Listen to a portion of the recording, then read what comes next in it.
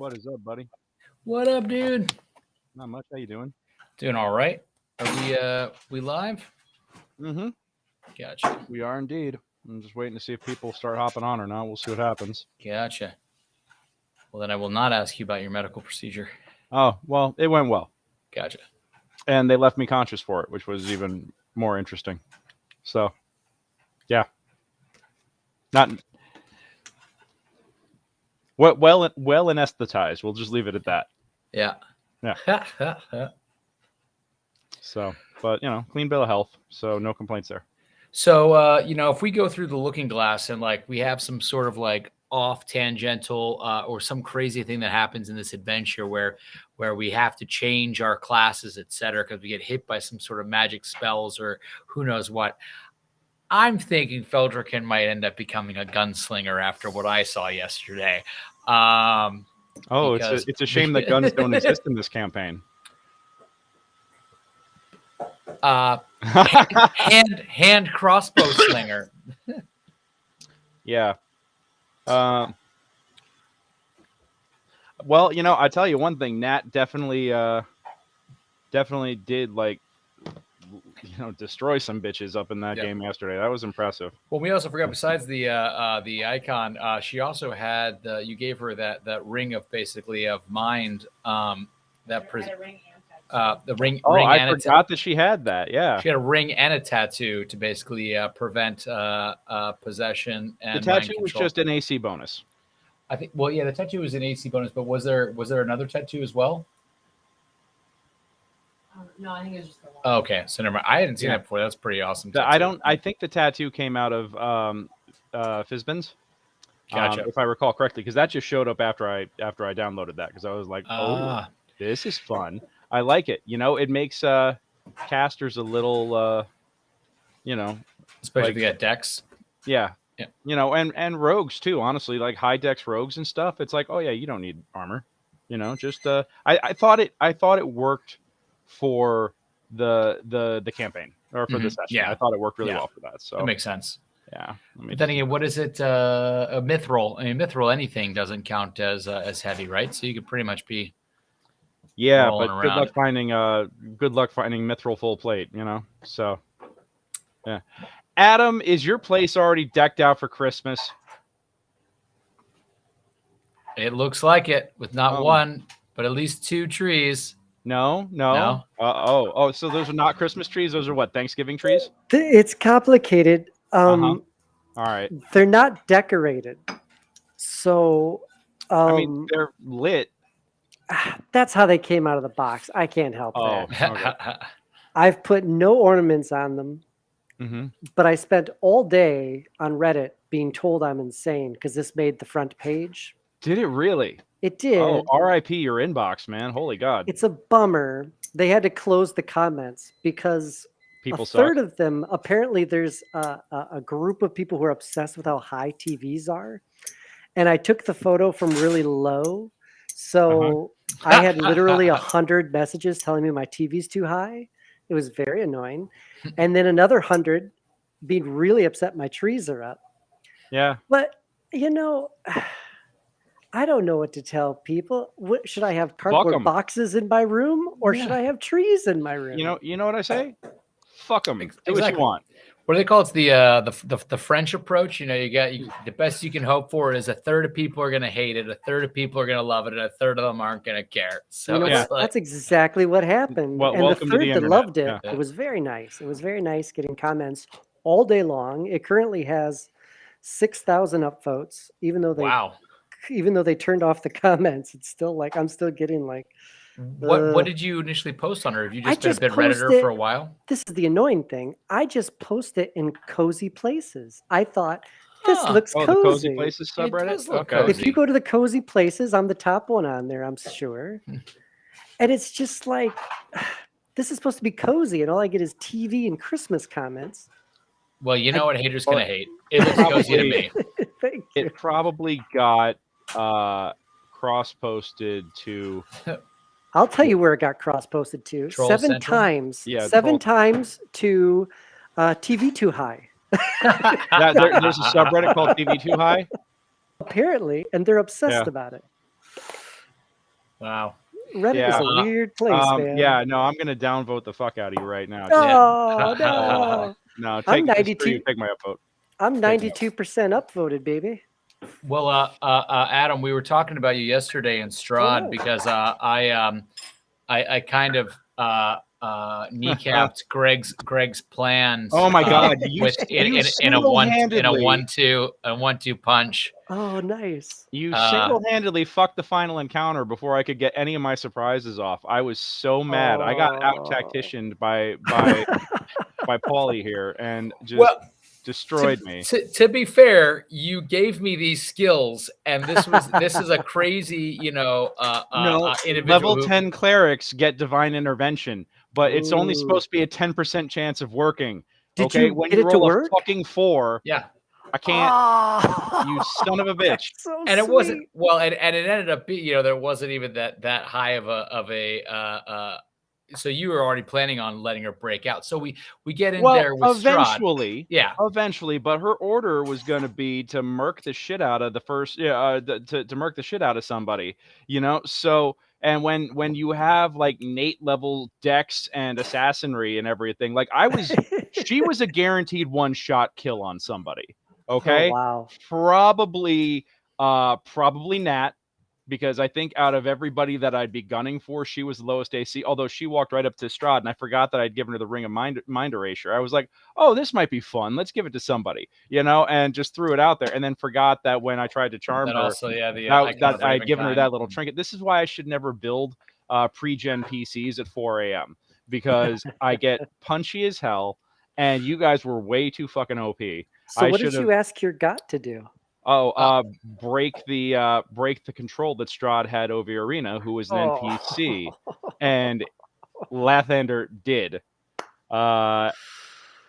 Oh, that's great. See, I watched some of it. I had it on my YouTube open. Yeah. Well, instead of murking the party, she went and straight murked him while he was on the run, and then instead of taking an attack of opportunity, I let Delaney do an unarmed attack of opportunity to grapple, and he succeeded and managed to hold on to him long enough. And I run out of legendary actions, so I couldn't gash his form and break out. Right. And they managed to. And I'll let you finish because it was. This is the part where the tribute to you comes in, sir. Oh, well, I mean, the thing was, two things. One, I mean, he gave me basically shield evasion, basically a shield defense feat.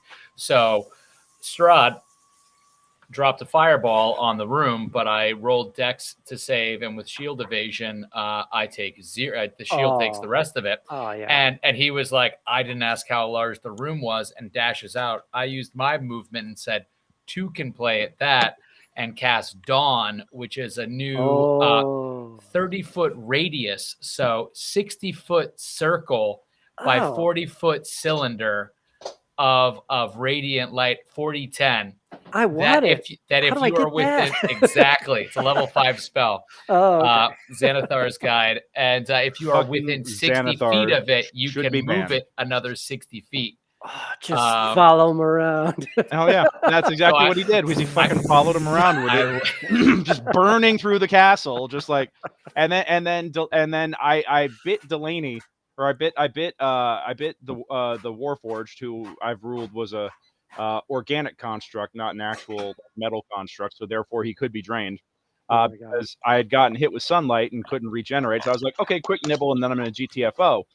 And then he grabs onto me because I'd run out of legendary action. So I was like, oh, this will be fine. I'm gonna bounce out of this. But I'd run out of legendary resistances and legendary actions that round. So I was like, you know what, we're gonna chance this, and you should never chance it. Just that was a gross tactical error on my part. But you guys are lucky because his next move was going to be to gaseous form, go someplace, heal up, and have a round of minions attack. So that was you managed to basically pipe his ass down before he could get any of the fancy Good luck shit off. being gas with Dawn being 60 feet. Yeah, exactly. Well, that's the whole thing, is that he can't do any of his polymorph or evasion if he's in sunlight. Right. And this is my ignorance for not realizing there was a new spell called Dawn. That was I don't think I've heard of it. Smart on my part. It's a cleric spell. But meanwhile, Natalie is Lori Weathergrove Fox, or was it Foxmane Weathergrove? Had Weathermay Foxgrove had this corpse pistol, sharpshooter level 10 plus 12 to hit. So adding, taking 5 away from the to hit to go plus 10, missed one shot the entire game and was just mowing bad guys double attacks. Was this the Halloween game from yesterday? This was the Halloween game yesterday. She's just like blat blat blat, and my zombies are splattering all over the fucking wall. I'm like, I got nothing. Again, that was a 4 a.m. choice of like, oh, that looks cool. I should give the gunslinging fighter a magic weapon because everybody else got one too.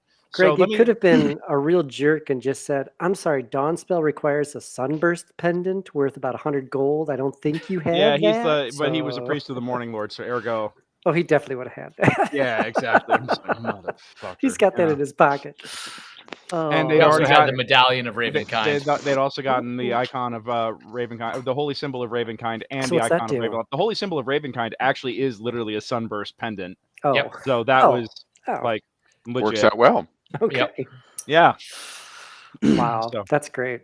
I like when you frustrate Greg by burning vampires down. You think of me.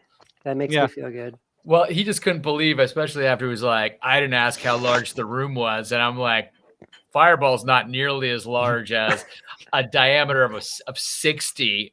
And he's like, well, cool.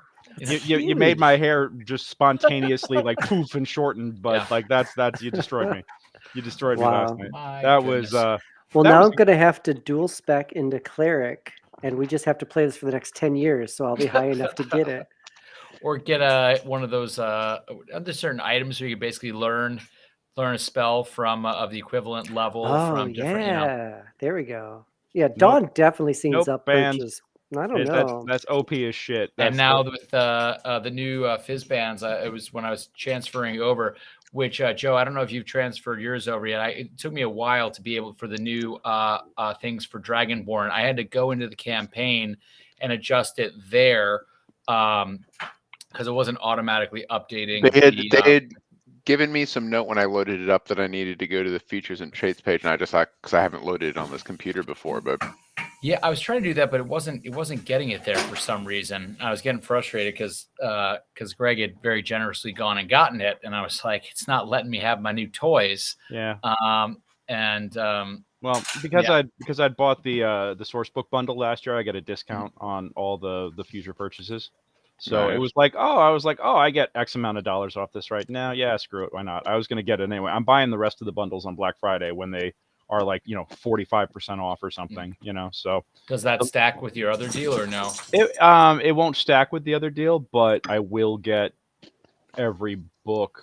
The next, I'm just gonna get the legendary bundle because that's gonna have everything, and it'll increase the discount that I get going forward. So, but the legendary bundle right now for me is like $450. But if I get it on Black Friday, it's typically like, considering the fact I've already bought half the books available, it'll probably be like 200. Nice. Which, I know sounds like a lot, but being able to have everything on D&D Beyond, which I reference, for this, for Barrow Maze, for all my pro games, I build on my encounters in the encounter tracker, having everything unlocked. I'm actually taking the time to take all the Barrow Maze stuff and put it in to D&D Beyond via, homebrew.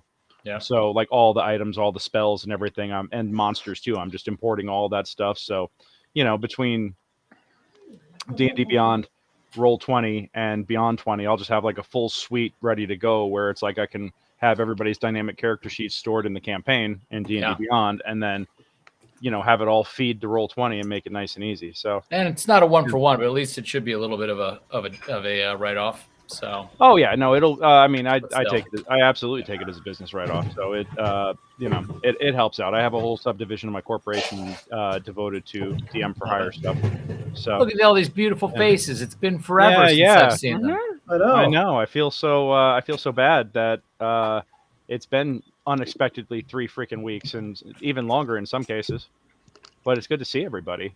I used to have hair. I know. Now, not so much. It looks Me good too. though. At least it's thick on Hey, top. So I used to part it on the other side, and I went and got it all chopped off. And she's like, "Oh no, your widow's peak is very pronounced here." And so she just, and my hair was still naturally parting in the middle, but it looks so broy and douchey. And so I've been forcibly like trying we to don't train want my you to hair be to a go to dude the bro. side, right?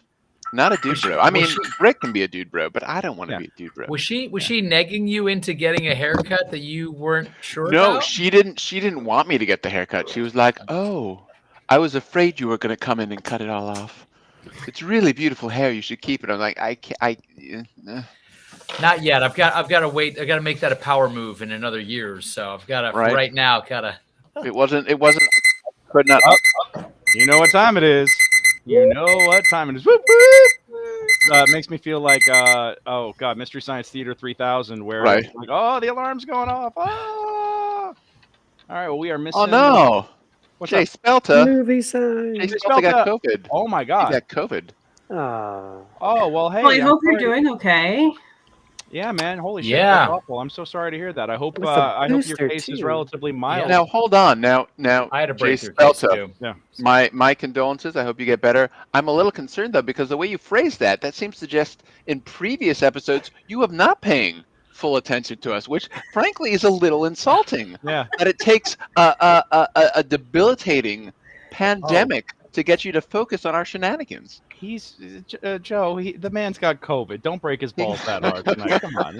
Let's be nice. Johnny, it's okay. I hope We're you're glad doing all you're right, buddy. here. We're glad that you're you're here. Thank you so much Just for giving joining him us a little today, of the man. business, just But a smidge of the business. But you know, I mean, here's the thing: if Joe's breaking your balls like that, it means you're one of us. So we're glad to have you tonight, man. Thank you. I for miss tuning you in. all. It's been Yeah, months. we've missed you, and it's You know- all good, man. No, and hey, you know what? I don't know if you saw my message on Discord, but I know we've had to reschedule your session a couple of times. But I think we've got a group of guys ready for Thursday. But if you're still feeling under the weather, then don't worry about it. Like we will make the calendars work. And in the meantime, I'm looking forward to, you know, like we're gonna make it all happen. It's all gonna be good. So, oh hey, we got Seth. Guys, now- 8 and I'm here at 9. Pretty close for not being late. Bada Yeah. boom. Absolutely, good to see you, brother. But yeah, Johnny, don't worry, man. We're gonna get your session going, and I'm very, very excited about it. So, you know, you let me know how you're feeling, and if you're up for Thursday, we'll make it happen on Thursday. We'll even go forward with live streaming it, or not if you don't want to.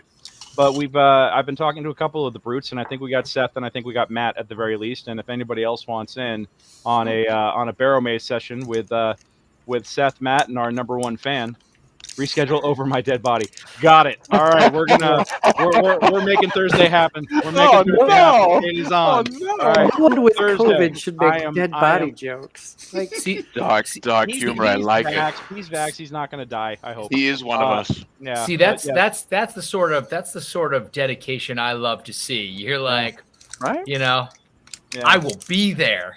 Yeah, God bless you, man. No, and we would have done it sooner if I didn't. Like I tell you, not to be like, well, I had it worse, but I didn't have it worse. But that fucking cold that's going around completely stripped me of my voice. I was feeling fine, just a little congested, but I had no voice for about a week, and it was awful. So you know that's what caused us to reschedule the first time. We even missed a week of this for that. So I apologize, but clearly I'm back now and I'm feeling better and I'm back to having my coffee. Man, I'm not understanding how that cold's getting spread. I just went to a wedding this weekend. Just came back from, and 2 other friends who don't go anywhere, don't do anything, who just got married. Both of them got that cold. I have. They were like, where? You, Somebody just like mail it to my house. Yeah, you got it. My friend Sammy got it out of nowhere. She's like, yeah, this blows. My friend Hannah got it. She's like, I don't see anybody or do anything. Like, what the hell? You know, I got it. But I mean, for me, when I'm not doing this, I'm either, you know, running a performing arts venue or I'm driving Uber. So it's like I see people, you know, like this is going to happen, which is why I got my COVID booster. And I got a lot of shade thrown at me when I went up to get my COVID booster. They're like, you look young. Why do you need a booster? And I'm like, because I have 50 random people in my car every night. Yeah. Oh yeah, no, they gave me all kinds of shit. I got my booster. They didn't ask me any questions. Also, I didn't have to be like, I'm a bartender and people make bad decisions. And that's how I got a breakthrough case the first time. It's hard to wear a mask while drinking. Yeah, that's true. It's true. Well, anyhow, and drunk man, people like to get real close to talk to you. Yeah. Well, we've been letting social hour go here a little long, but I think it's because we all miss each Let's other. do And this. it's been a minute, but let's go on ahead and get rolling on this. So, good evening, ladies and gentlemen, ladies and gentle thems. My name is Greg, and I am your dungeon master this evening. Welcome to episode, holy shit, 44. Wink. 44 of Brutes in the Shackled City. Tonight for all of our viewing audience at home and elsewhere, we are continuing on with the Shackled City Adventure Path from 2003, updated to 5th edition by hand. Very excited to be continuing the story. I know it's been a few weeks off. Thank you so much for bearing with us and being here tonight, or if you tune in later, thank you for joining us then. Watching the replay, awesome. Thank you for discovering us. We are, the header says 43 in Restream, but I fixed it on all of the listings, so it is 44. I just copied and pasted and forgot to integer to kick up one. Yeah, whatever. I don't know. I haven't had nearly enough of this today. I was on a clear liquid diet all day yesterday, so I was very I had a colonoscopy this morning. It's good. It's fun getting old, but I'm here now, ready to kick ass, take names. Yeah. Oh, you look so offended by that, Adam, the fact that I'd even bother to mention that. But let me tell you, no, I'm someone who PSA just had a colonoscopy should not say they were ready to kick ass. Thank you. I agree. That's fair. You guys can say that. But I will tell you this. We got a lot of crazy health stuff going around in the world right now. People are, everybody's still dealing with COVID. There's random colds going around that seem to be coming out of nowhere and getting everybody sick. But, you should take the time to take care of the rest of your health too. Go get screened, go get checked, get your physical. And, as you get older, the joys of getting old is that includes having to get to get the plumbing checks. So, would you say it's a pain in the butt? Very much so. I can verify. 0 out of 10 would not repeat unless I have to, but you should. So anyway, and I know that Johnny's cracking up here, so I appreciate that. I'm very glad we can entertain. But that was my PSA. But that has absolutely nothing to do with what we are doing here tonight. This is continuing on with the episode. We are back. I'm excited. I'm going to be DMing for these guys tonight. We'll introduce everybody in just a moment, but just so you guys know, I'm a professional dungeon master with Mastermind Adventures. You can hire me to run a game like this for you and your friends. I will be happy and proud to do so. I can run one-offs. I have a perfectly serviceable and wonderful introductory game called Jailbreak for people who've never played D&D before. It's like an escape room meets a first level adventure, and it's little more puzzle and intrigue heavy, role play heavy, but it's great, and you still do get to shoot some bad guys and have some fun with it. So it's got a little something for everybody. So if you have never played before, don't worry, we'll take you in gently. If you have played before and you're looking for something that's hardcore that'll just beat the ever-loving shit out of you, I have the perfect campaign. It's called Secrets of the Barrow Maze. Secrets of the Barrow Maze is a West Marches style mega dungeon. So it's over 300 rooms to explore. We're looking for about 50 players to take turns teaming up with one another and going and exploring this gigantic dungeon, finding the secrets within, and raiding it for fat loots. So the website is almost done. I've been working my ass off on that and a couple of other projects lately. And when you split your attention, sometimes you don't get things done as fast as you want, but the website is very soon to be forthcoming. I am taking bookings for it now, though. You can find it at mastermindadventures.com/barrowmaze. Check that out. Book a table with me. We're running it with Johnny this Thursday over his dead body. We will not be rescheduling. We are going to make this happen. So, and possibly even live streaming it. Really, really stoked.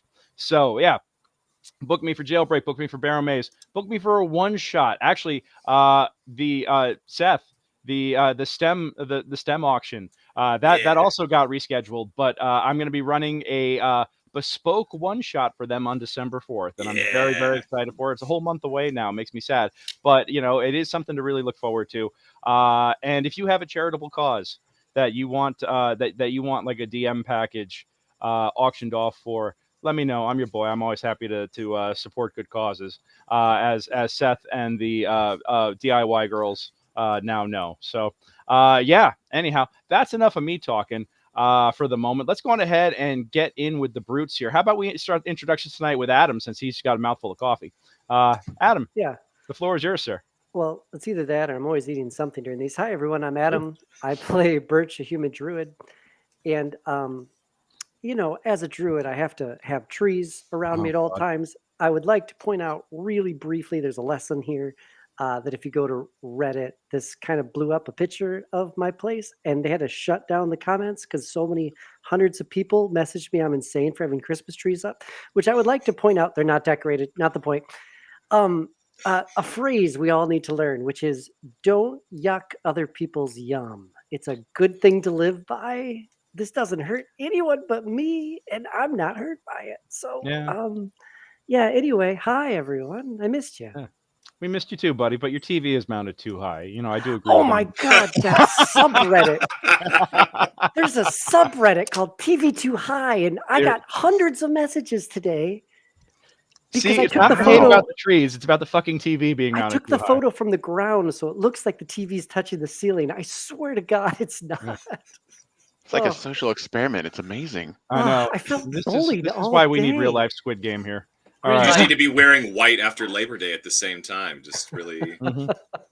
Absolutely. Oh God. Oh, Lauren's offended at that. I love it.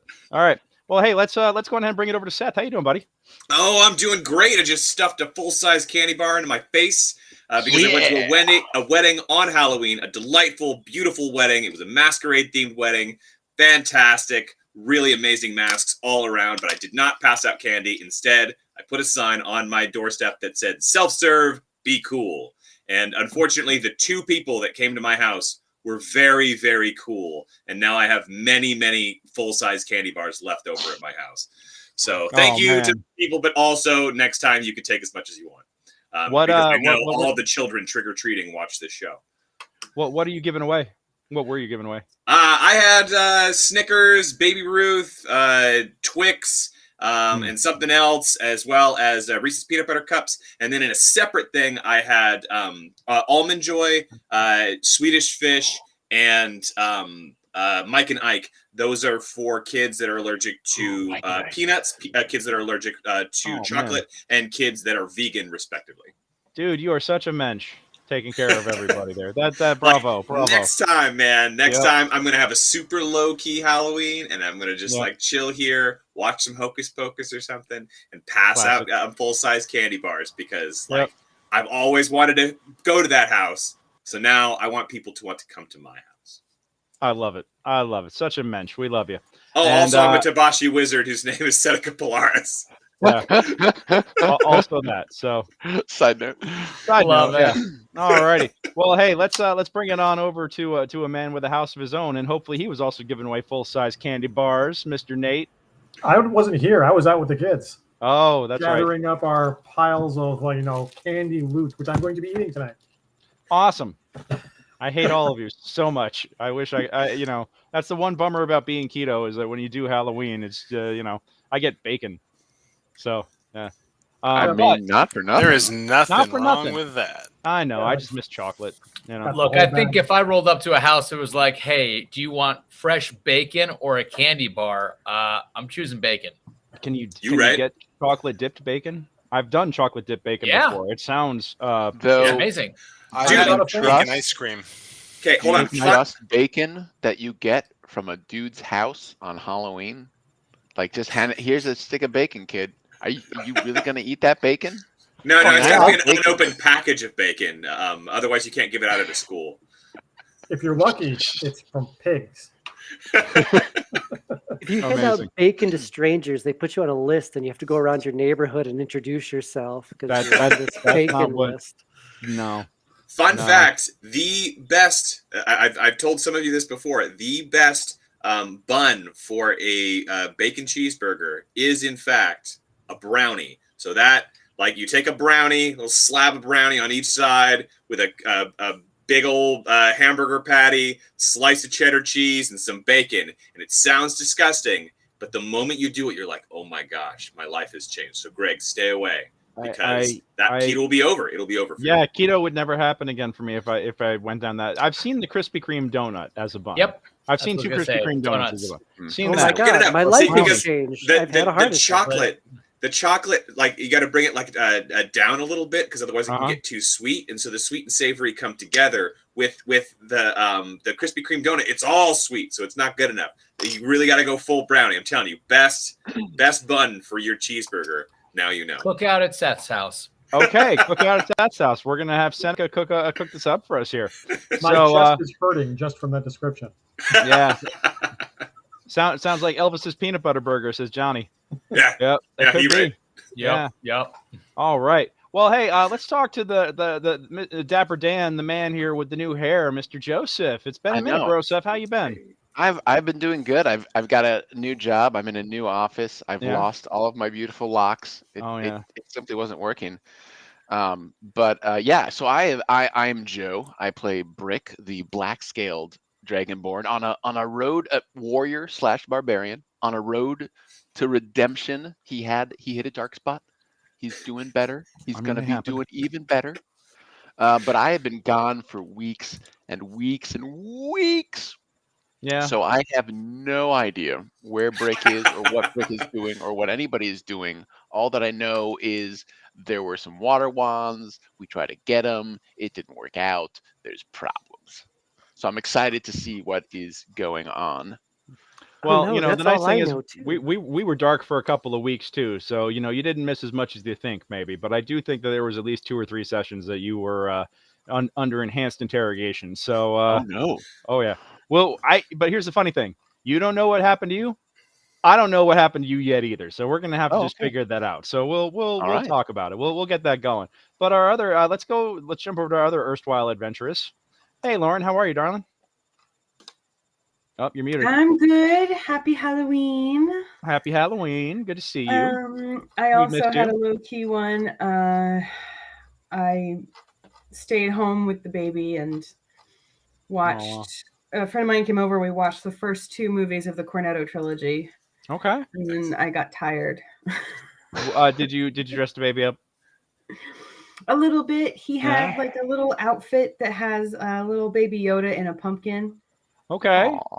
And I actually carved a pumpkin with a baby Yoda design. Love it. Nice. Took a picture. I don't know if it got posted to Facebook. It definitely got onto Instagram. I don't know. It was super, super cute. I gotta get on. I gotta be better about being on Instagram. But yeah.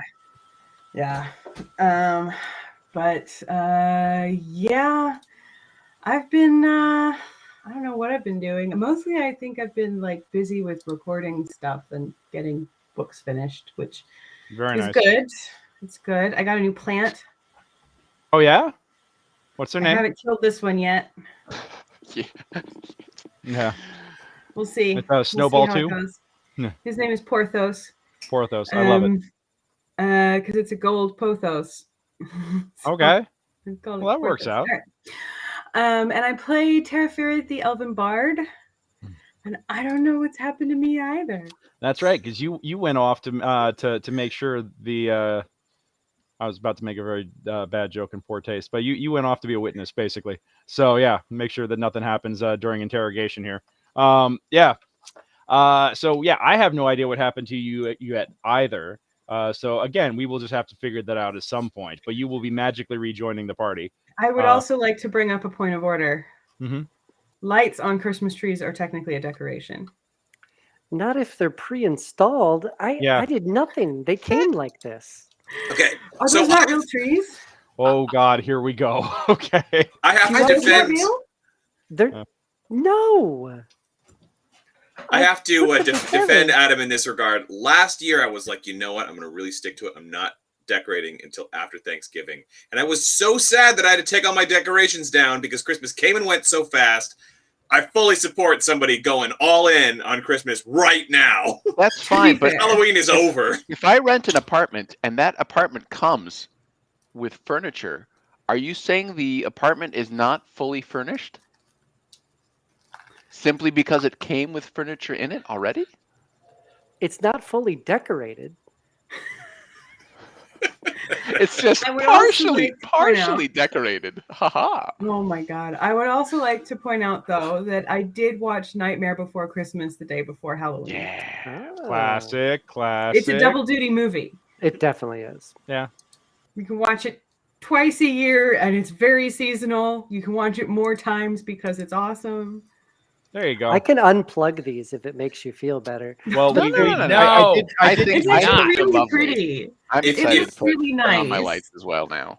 If you start Nightmare Before Christmas at like 11:57 on Halloween night, the part right after they finish This Is Halloween, where the guy goes, "It's over!" Halloween is in fact over at that moment. So that's the right time to do it. And then you just watch Nightmare Before Christmas into like 1:30 in the morning.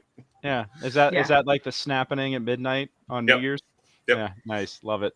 Love it. That's Well, good. hey, Adam, I did just put your Reddit link on blast on all of our channels here. So But they can't you're comment going to get on a it. whole whopping 3 or 4 upvotes. Comments or votes, perhaps. were turned off because people were so mean. Oh, that's horrifying. People suck. Now, I don't didn't do it. The understand mods Richard, did it. Like, The mods did it. 267 comments. I can't even click into this right now. I definitely, Adam, I want to say 100%. Let people enjoy things. Hey. Yeah. Yeah. If your house, man. Yep. Oh, and apparently your dog's name is now Mr. Scruffles. Oh, it's a pretty good name. I might have to rename her. Yeah. It's Yep. pretty accurate. Yeah. She's got 2 ear infections. She's a Beatrice is Scruffles. now Mr. Scruffles. All right. Yes. I dig it. Yeah. No. So some of these comments are lovely. Yeah. And then people. The further you go down that rabbit hole, the more. Don't people keep going So, down. I love the Mariah Carey's Merry Christmas album GIF comment. That part's really great. Pretty good. Does it devolve into like Nazis and stuff? at No, some point? thankfully not. I mean, they turned it off before you got to Nazis, but you it's got to not give that it another far. day for that. Yeah. So Okay. They turned off the we, comments we just in time. I think we're all agreed that people should enjoy things that Yeah. they enjoy, and one of the things that I enjoy is playing D&D. You know what I Ah, enjoy? Let's Good segue. Let's transition. casually segue back I into enjoy the live talking stream. to Matt. Yeah. Well, we should actually finish up the introductions. Oh Absolutely. yeah, So, Matt. Matt, how you doing, buddy? Yeah, we waited Hey, for 30 I minutes. Look at I that made clean it. hair. Yay! Look at that guy. He's Oh, got yeah. a great haircut. The haircuts tonight. Thank you. I did. Oh my It was, gosh. it was a little bit of a butcher job because the request was shoulder length, and it is not. But They missed it by about 8 inches. a Jesus. little bit, yeah. Yeah. Were you Clinches doing off. this at the time? Shoulder Lake? Did, I was did you relaxed. did you put it in order for a bus and you got a smart car? I mean, what's going on here? Essentially, You look yes. fantastic. Yeah, By no, the way. dude, you Yeah, look you good. I've been. Good Well, I'm idea. on the East Coast right now. I've been Oh. all over New England with my girlfriend. We've been to Rhode Island, Maine, New Hampshire, Vermont, and Massachusetts nonstop. I barely know where I'm at right now. Is this like a but- natural waist, true waist thing? Like this is an East Coast shoulder length, and this is a West Coast shoulder length. Is that what the problem is? No, this I mean, the haircut happened Oh, on the yeah. West Coast. Oh, okay. Well, then I have no there's no idea. excuse. It's a screw up. I got my money back. It's in the past. You do look great, though. That's the fact. I'll That's a fact. tell you one thing. That's the kind of like hair trauma that my wife it gives her nightmares because she's got hair down to like the middle of her shoulders, and it's like Yep. if it gets cut even an inch shorter than it should, it's like Mhm. disaster, and people need to die. So the fact that you're handling it Yeah. in stride so well is very impressive, sir.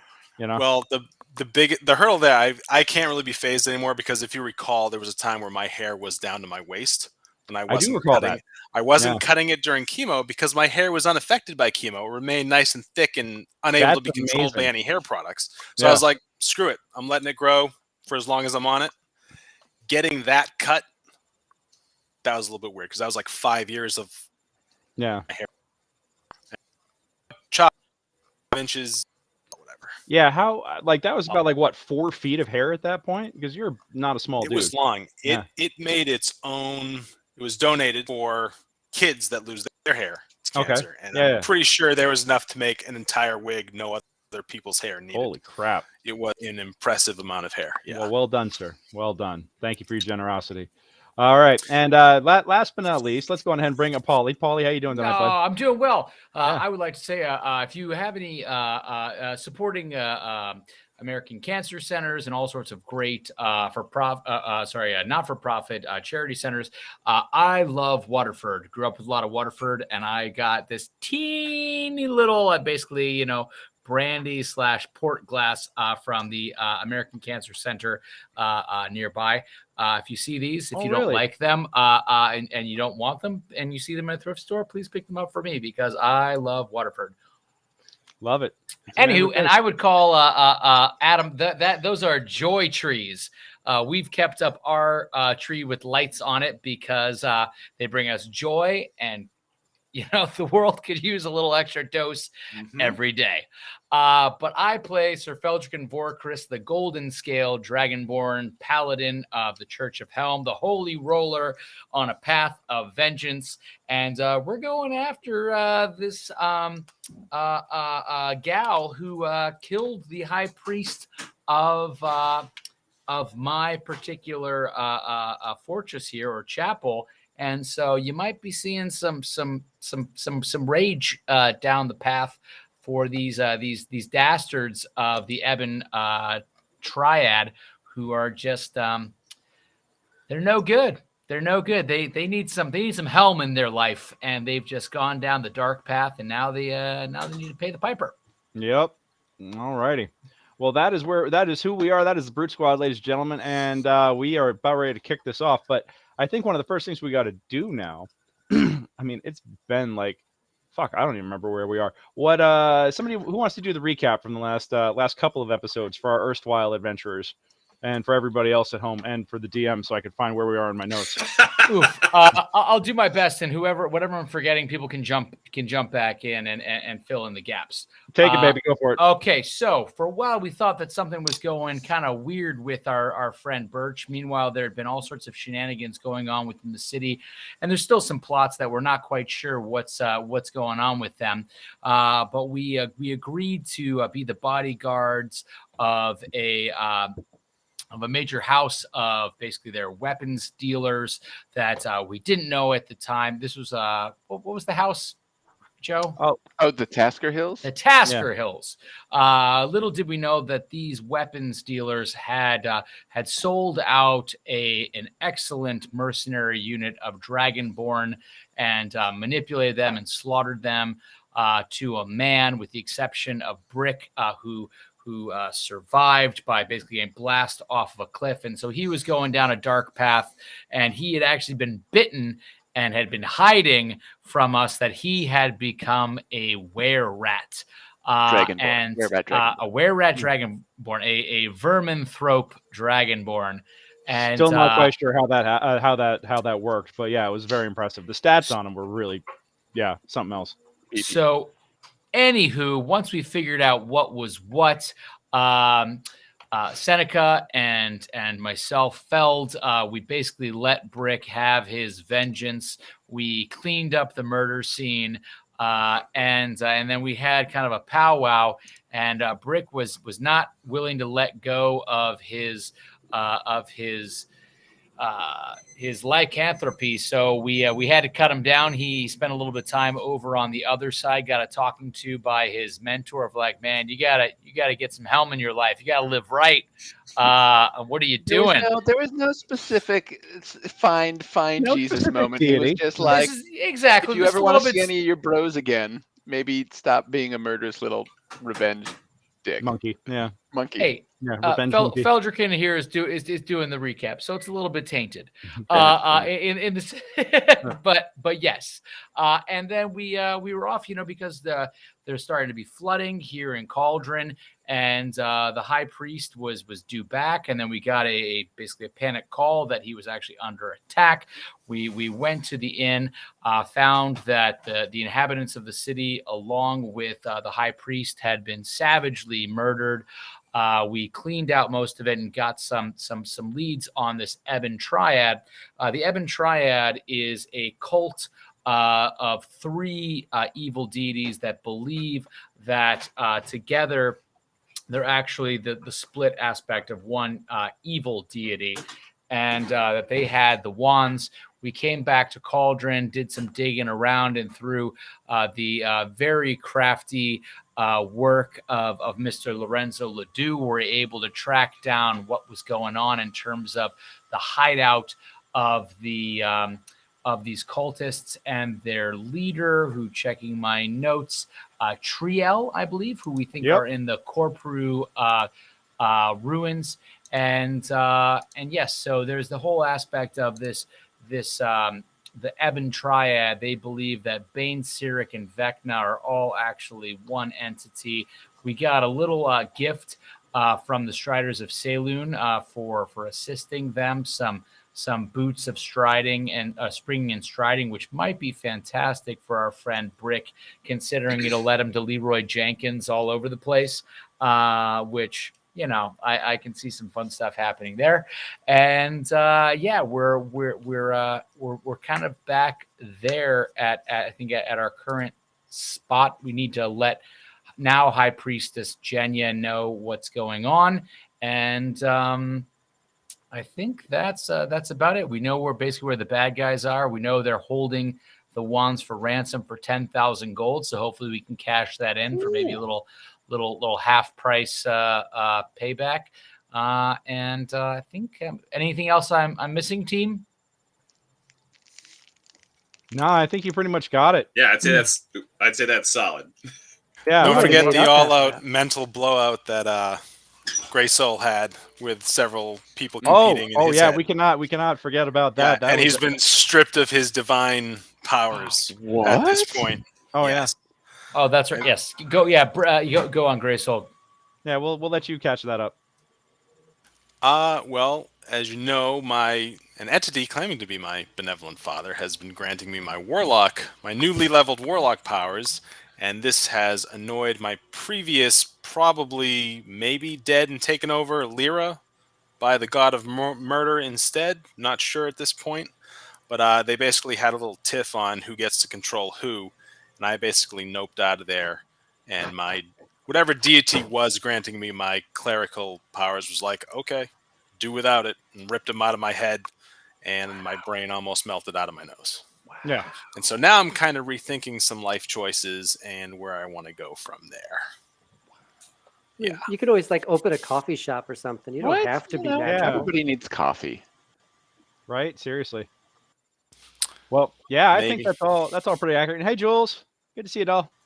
Hello. Everyone's saying hello. Here, say hi. Hi, guys. Hello. Good to see you. You guys having fun up in the East Coast? Kind of having fun, mostly exhausting ourselves with travel. Fair. And I'm currently, to go back to that bus downgraded to a clown car comment. Mm-hmm.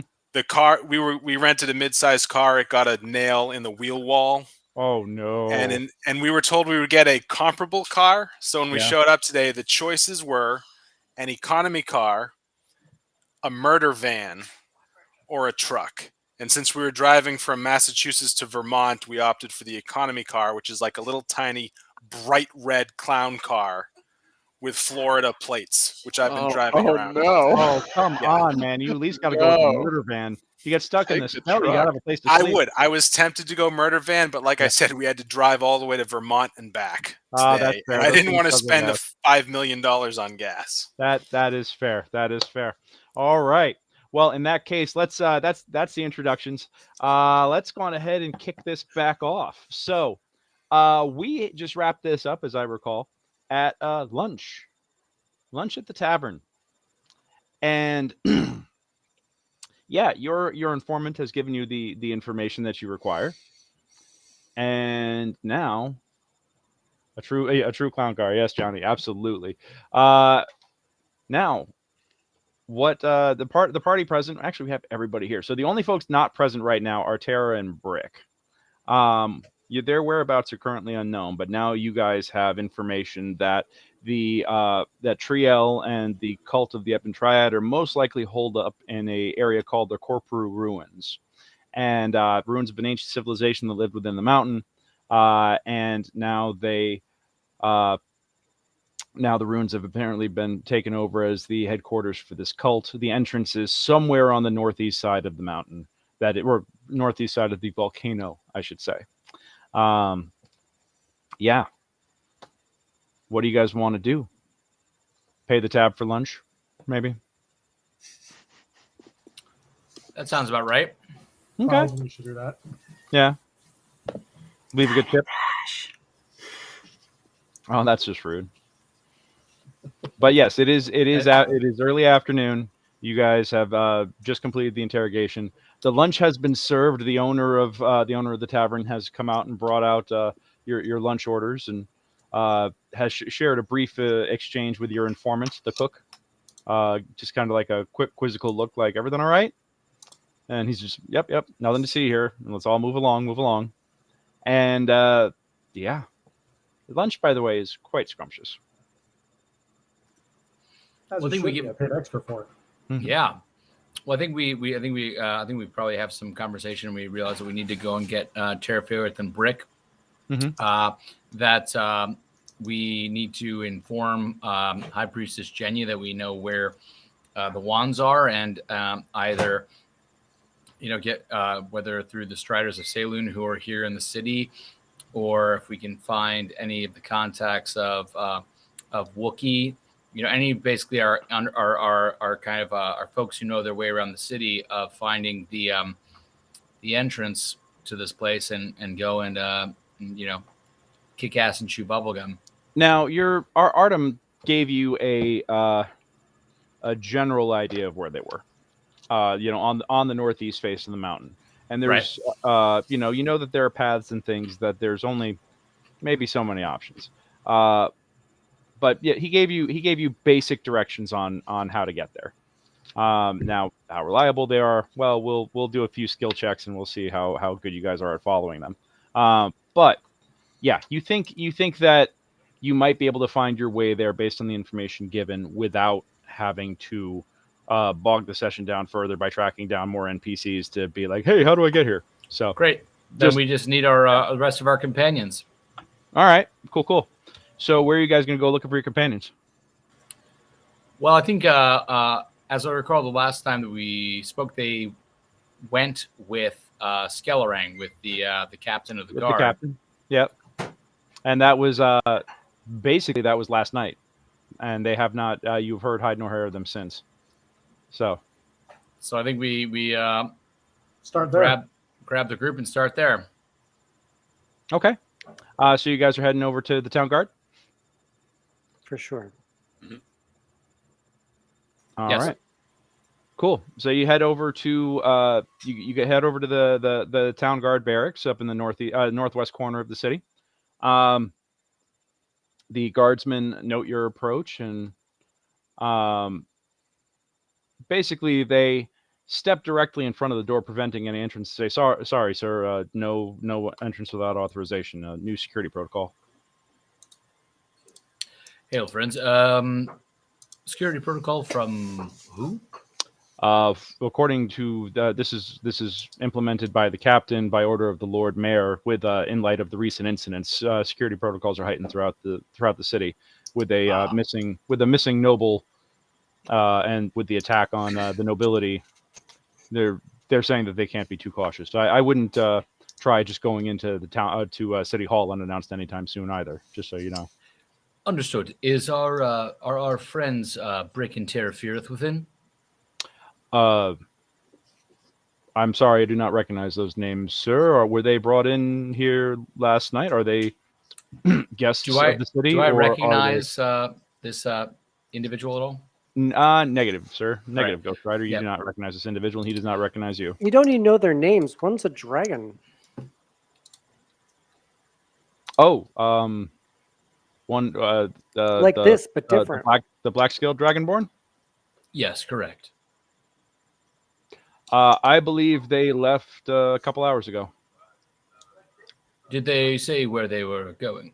No, not that I'm aware of, sir. They were released on their own recognizance. Thank you. Is Captain Skellerang within? Yes, sir. I can see if he's available for an audience. May I ask what this is pertaining to? Not necessary. If you could just tell him that Sir Feldruucan was here along with the Brute Squad, that we have a lead on the things on the concerns that we were speaking of earlier that we were investigating. He will know what that means, and that if he requires any further information, he can inquire from High Priestess Jenya. And thank you, good sir. That was a lot of information, sir, but I shall convey it to the best of my ability. Yes. Thank you. Thank you. Yeah. So I look to her companions and say, well, if they've been released, they probably are heading back to either Lorenzo's house or to Helm. Do we agree? Or where else would they go? Or to a tavern? Do we have any? I need to go back to Helm just to make sure to give a quick update to High Priestess. Do we want to head over there, or is there any other places that you guys think we should check first? I concur that we should return to Helm. I've got some acolytes there that worst case I can send them out looking for them. So I think we start heading back over, which isn't that far from the barracks, over to Helm, if I recall the map. Sounds good. All right. So yeah, you start heading east around the upper ring and head around and get to the church eventually. So you guys get back to the church and you hear some rather raised voices from within. Even as you're approaching, you hear some raised voices. All right. Yes. And very, very stern, very raised voices. And give me a round of perception checks, everybody who's present. Let's fire up the window here so we can... Wait, what? It's not the worst thing I've ever I rolled. literally... Yeah. You... I mean, that's fairly minimalistic for us. Yeah, it is fairly minimalistic, but every fucking time, like this was just first thing up, just all right, cool. I was so proud of this photo too. All right, cool. All right, what's wrong with a dragon that loves to sing? They love some good 18, music. 24. I just like my art. And, Cover band dragon. Yeah, A cover band dragon. Cover band dragon. All right. Lorenzo sees the future. Lorenzo does indeed see the future. Lorenzo, you recognize the voices that you hear within. I could tell you right now. I'm gonna whisper it to you. Okay.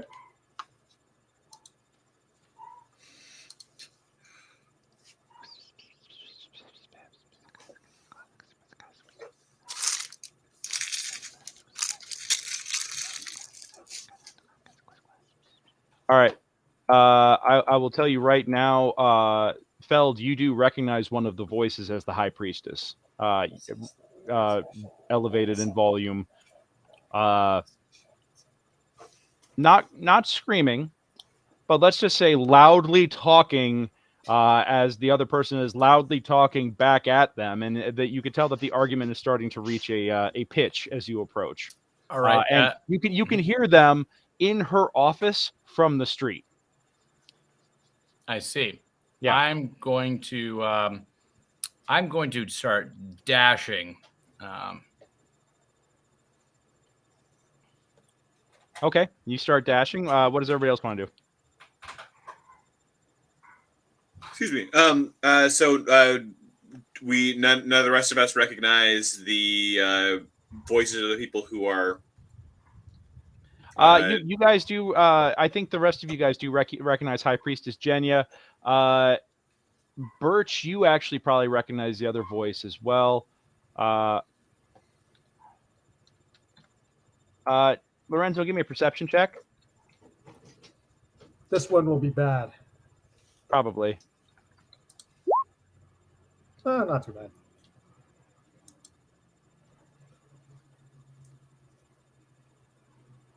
Okay. Well, as you you notice them standing like within the entryway that is still being reassembled. But Feld, you actually turn the corner, and run basically directly into the Stormblades, or 3 of them, all standing within the vestibule at the front of the church, looking wide-eyed at one another, looking about as if to say, who's gonna do something? Somebody should do something. They're all kind of looking at each other wide-eyed. Yeah. Cora and Todd are just both like, no, that's your girlfriend. You go. And he's like, no, no, she'll cut my balls off. You guys go deal with her. Like you're friends. I'm practically family. I can't. So they're outside hearing everything, and they're not going inside. Is that what they are all looking like deer in the headlights right now? But the conversation with High Priestess Jenya is inside. She's not in the alcove. Further in. Yep. Gotcha. It sounds like it's coming from her office, and you can hear that even though the doors are shut, they are. Gotcha. Yeah. All right. As I see them, I'll be like, make a hole, friends. I've got this. Please stand aside. They all kind of like look at you surprised and back up quickly and just kind of let you blow through, and then they all look at each other and look out and see everybody else, and you all see the rest of the Stormblades standing there. So you all see each other. They all look at each other like, oh, fuck these guys. And remind me how many of those there are? There are 4 of them total. Okay, and one of them's in there. You see 3 currently standing within the main entryway to the church, and the 4th one, who is further into the church from the sounds of it. So. Feld, as you dash, you can start hearing words being made out, and you can hear High Priestess Jenya going, well, I'm sorry, your ladyship, but unfortunately, I cannot tell the gods to recharge their magic items and artifacts that they bestow upon us any faster than nature shall allow. If I could, I'd be using this thing all the time to answer all sorts of questions, and we will be happy to assist you. Oh, I'm certain that you will. You are certain able to help those giant lizards walking about that my father hired that were good for nothing. But you now, Pardon me, just a good for nothing lizard here. The door is closed. But you can hear all this quite clearly through the door as you. I'm going to open the door and let myself in with a, pardon me, just a good-for-nothing lizard here. We were off trying to assist the city and its great need, but did you need to insult me some more before I consult with the High Priestess, who is working night and day to help the common folk, as opposed to, I'm sorry, where did your family make most of its money from? It wasn't the poor, was it? Where my family made money from matters not, nor do I like your tone, sir. And yes, be aware before you speak further that you now insult a lady of the quiet council of this city. Oh, I wasn't. I was simply stating facts. That as you insulted my personage, clearly you choose to speak freely in epithets when you don't think other people are around, calling me a lizard. But are you done with the High Priestess? She does have quite a busy schedule in most of the city to assist, and there are many things. She speaks up. Thank you, Sir Feldruucan. My door was closed for a reason. But that being said, I do appreciate you defending my schedule. And yes, it is true, your ladyship, that I do have many things to handle today. The investigation into your father's tragic kidnapping and disappearance being one of them, and I understand that you wish that you have been petitioning me here to use the Star of Justice to try and locate him. But sadly, it was used in another matter, as I have explained before. It was used in another matter only yesterday, and it will be another 9 days before we are able to consult it again. So I beg your indulgence and your patience.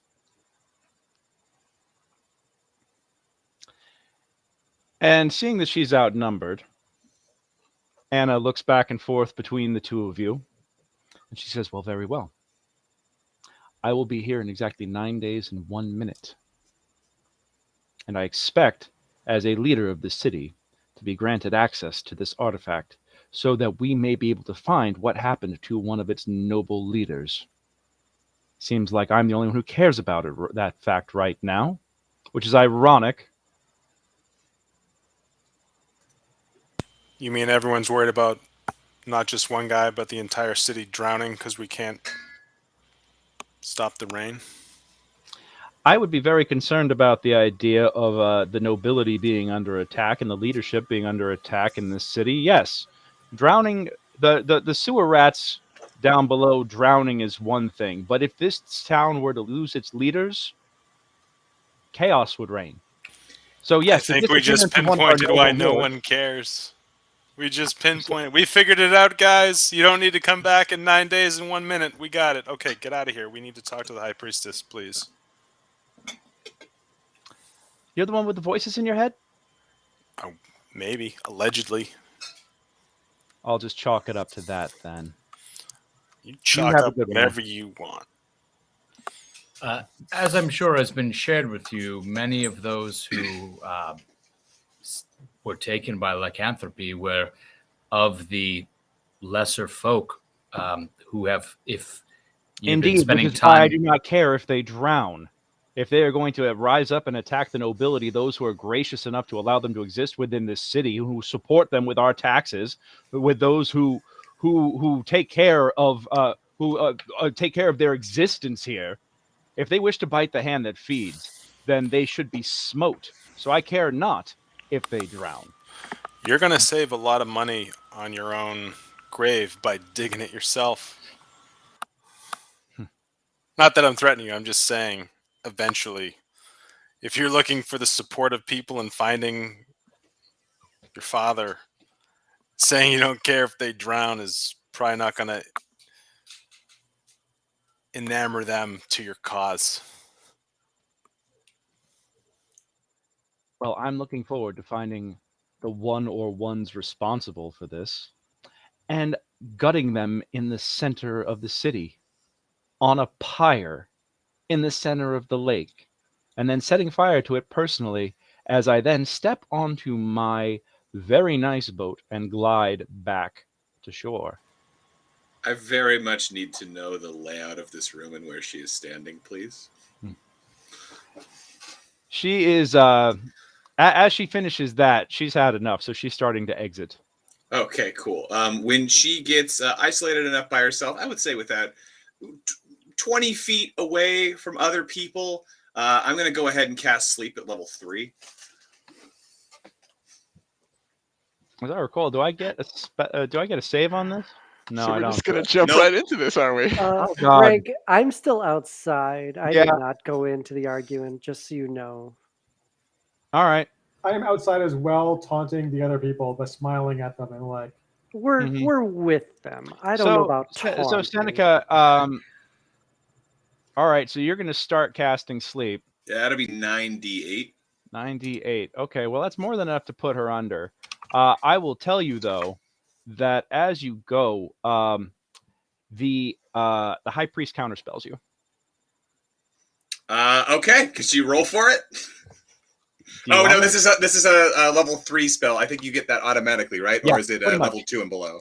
It's the DM is. Well, I can roll it if you want. I will. What's the save? I'm double checking what the deal is.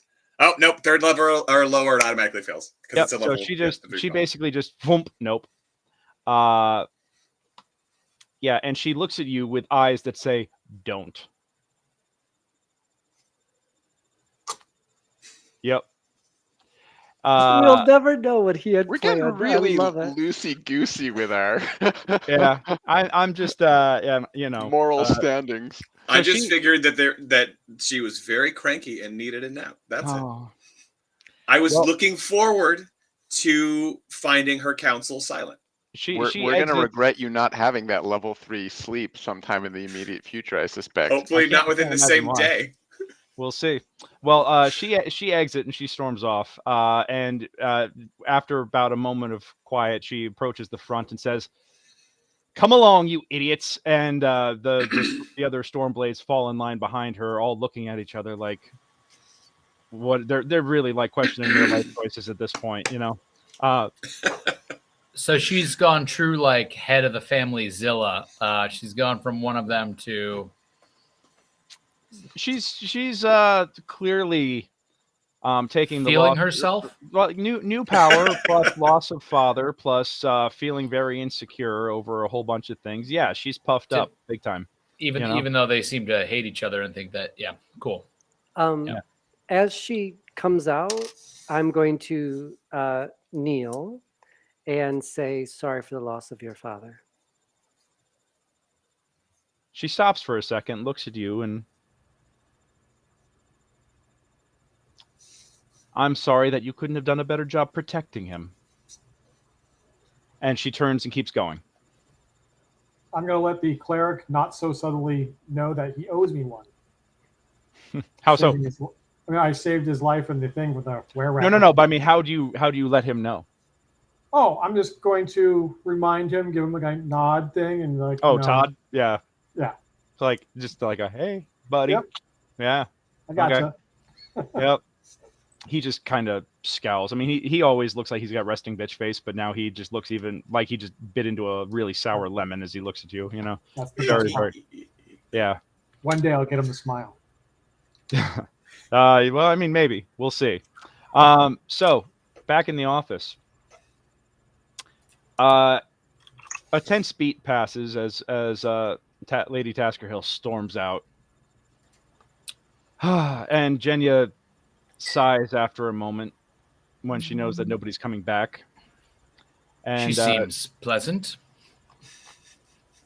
I was hoping to keep that conversation between us, but apparently she decided to raise it to a volume that involved everyone. But I appreciate you coming to my rescue, Sir Feldruucan, but believe it or not, I actually did have that in hand. Oh, I didn't think that you didn't. It was just a case of I didn't recognize her voice at first, and there's some urgent, pressing news that, quite frankly, that sort of thing warrants none of our time. We know the location and the individual who slew our former high priest and the location of the wands. That's wonderful. How quickly can you get to them? We can leave on the moment. We know the general location of the entrance to these ruins, these Corporal Ruins, but I don't know if we have any other maps or anyone who is familiar with that southeastern portion of northeastern. Of the city. Northeastern. She said. Northeastern. Yes. There is a relatively clear path to get to them. You just need to make sure that you bear to the center where it splits into three places. That is the main note that I can give you. But they're not well traveled because they are hazardous, but it shouldn't be too hard to find your way. I'm assuming that. Can I ask how you came upon this information? Through contacts that have been developed through some of the members of the Brute Squad. Well, it's wonderful to see that that you've worked so hard to ingratiate yourself into the town amongst the commoners and the nobility, apparently. Now,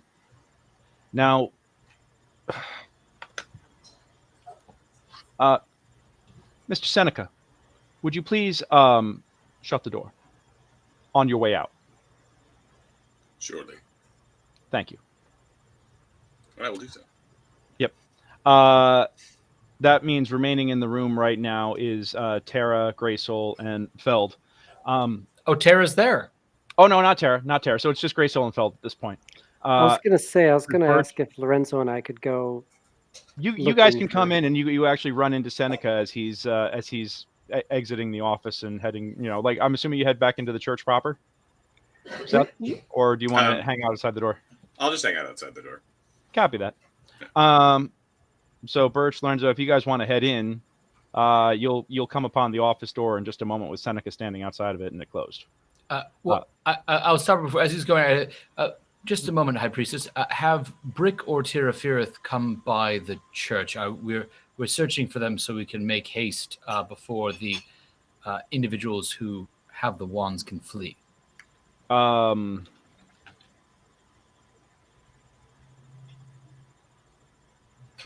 I was not aware of if they had come by or not. Last I know is that they were here last night and went off with the guard, but they may have stopped in. I will have to check with the acolytes in a moment or two. Yeah. I'm Brother Rufus. I say to Seneca as opposed to Seneca, like Brother Rufus would probably be the one to ask. Okay, so yeah, do you want to stick your head out to Seneca and ask him to go check with Brother Rufus? Sure. Okay. He does so. So Seneca, you just got asked to go check with Brother Rufus if Brick had stopped by. I will. Okay. Yeah. So I should inform you that conversation obviously went a little bit more than what you'd heard. It reached quite the escalated point. I'm not certain what happened that night other than the gentry being attacked. But Lady Taskerhill does not believe the official story that her father has been kidnapped. She has accusations that he is dead and that somehow one of you might be responsible, and she is insisting that to use the Star of Justice in order to divine whether that's true or not. So, and judging by, Sir Feldruucan, I trust you, and I trust your judgment, although I don't always agree with your methods. I do trust your judgment and your integrity. That being said, some of your compatriots seem a little rash on occasion. I'm not sure if you're aware of this, but I had to prevent your friend Seneca from bewitching the lady upon her exit. I wasn't. I will speak with him. I imagine that is due to the rather openly racist stances of the lady. Yes, and I'm afraid that not everyone can be as enlightened as some of us humans. But yes, our prejudices do run deep, and they are terrible. I apologize for the suffering that the both of you and your other associates must endure on a daily basis. Sadly, I find that she was always a distasteful character, but has now been emboldened by the disappearance of her father. She has taken a seat upon the Quiet Council, the small circle that leads this city, and appoints the Lord Mayor, and has been ruffling quite a few feathers.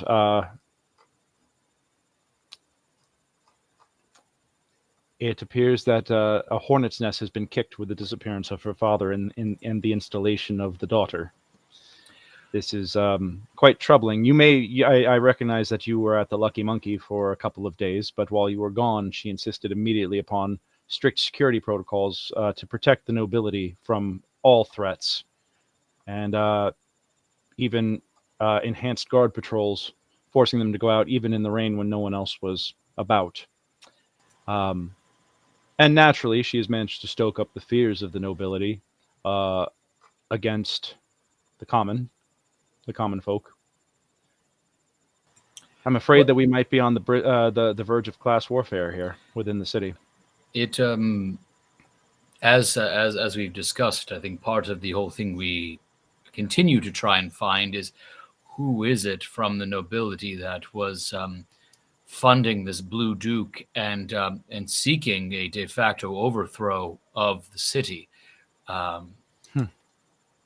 Well, I will tell you that my suspicions do not lie with her, as she is too new. But I do believe that. Well, the disappearance of her father is quite and all motivator. Of a sudden take over. It's a we simply don't know. But at the moment,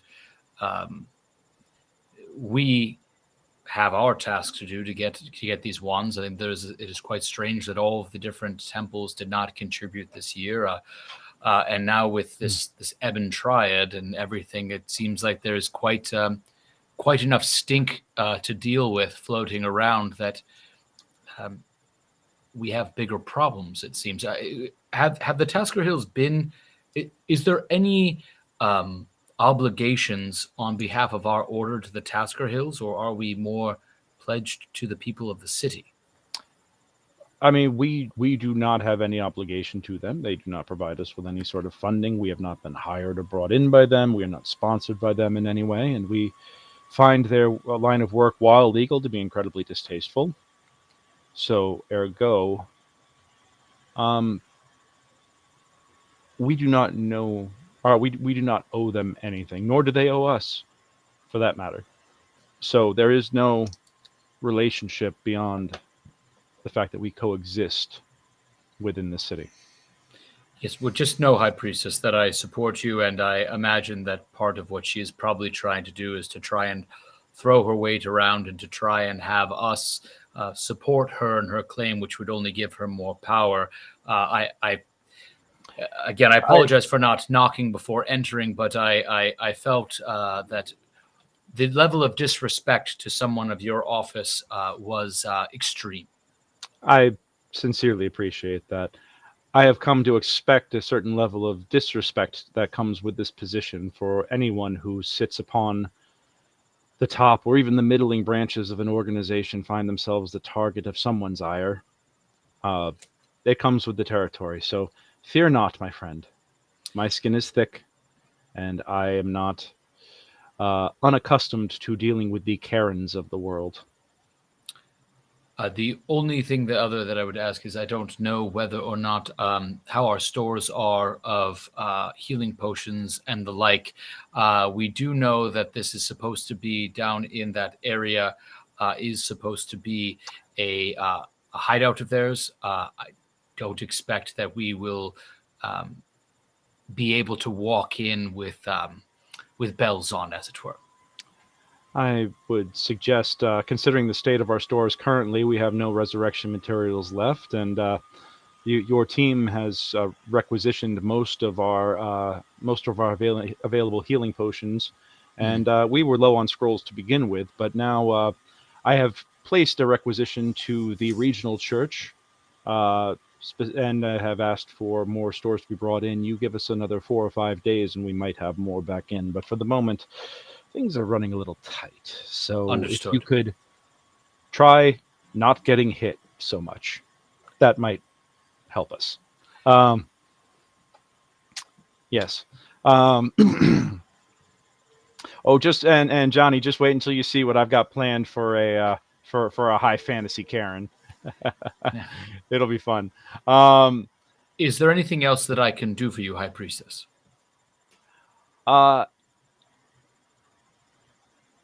need you to answer me honestly. Did you or anyone in your party have anything to do with the disappearance of Lord Taskerhill? I see a hand raised.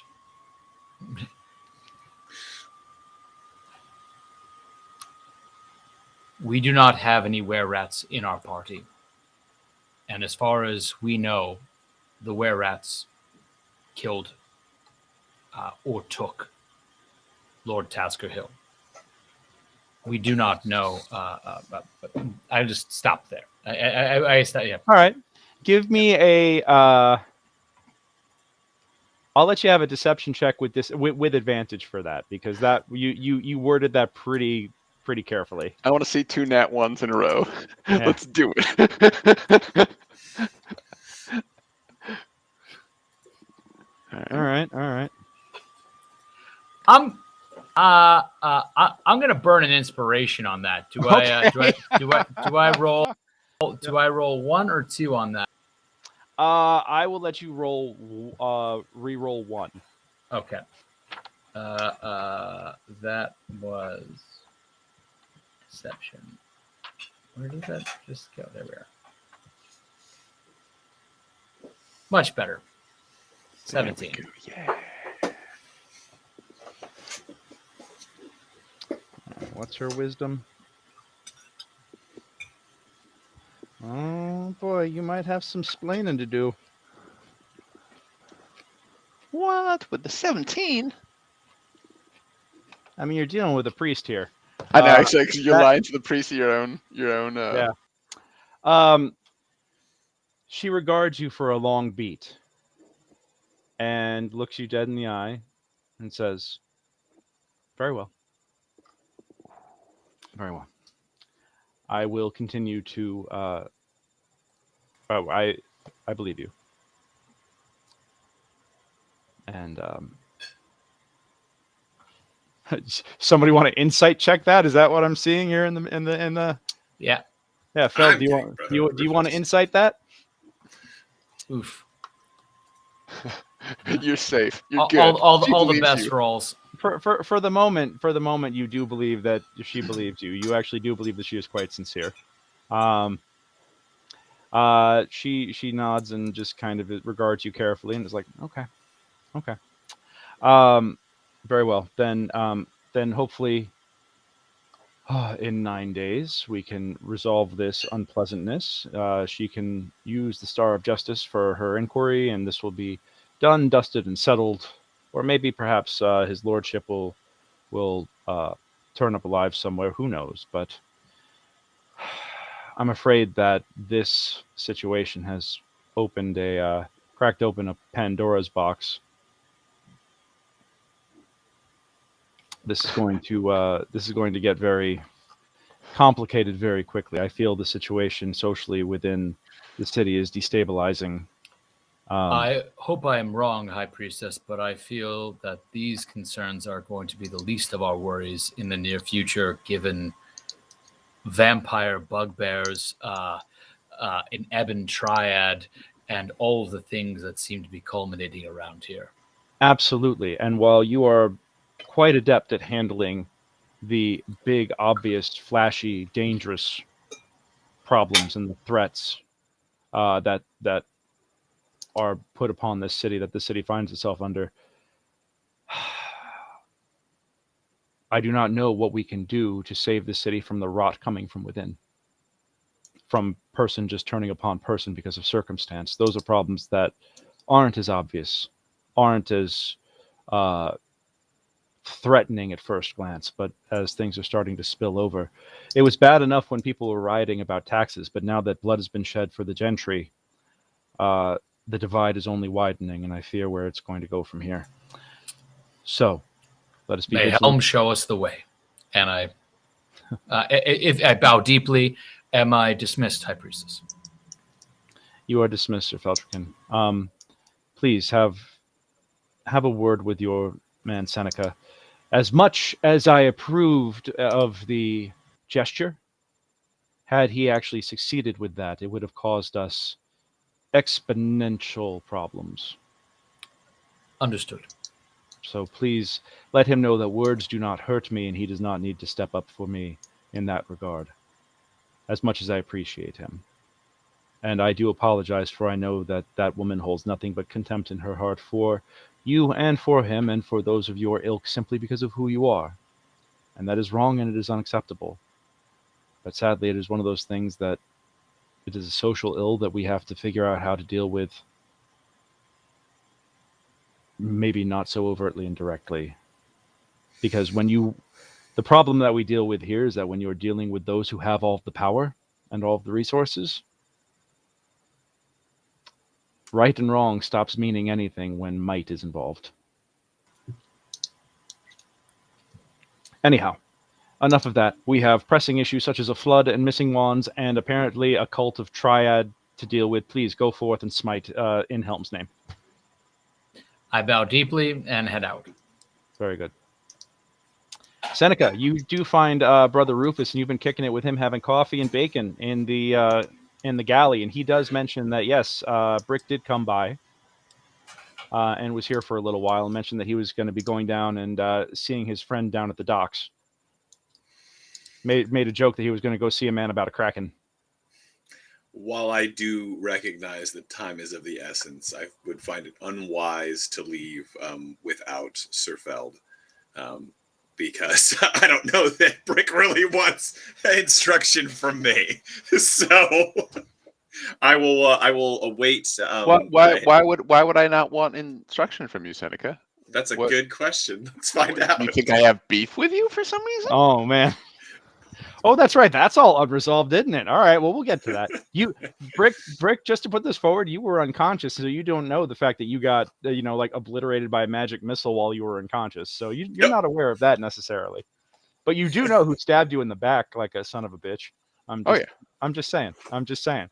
We'll have a conversation. But, like an excellent colleague when fighting a monster. Yeah. So you do run into Brother Rufus, and Brother Rufus says that the Brick came by. He's different. Did something happen? I thought he hated me. Did something happen? He's being like weirdly nice all of a sudden. Yeah, he even like complimented my bacon. Like he's never done that. Like I hope that Brick has recognized that brutality is not always the answer.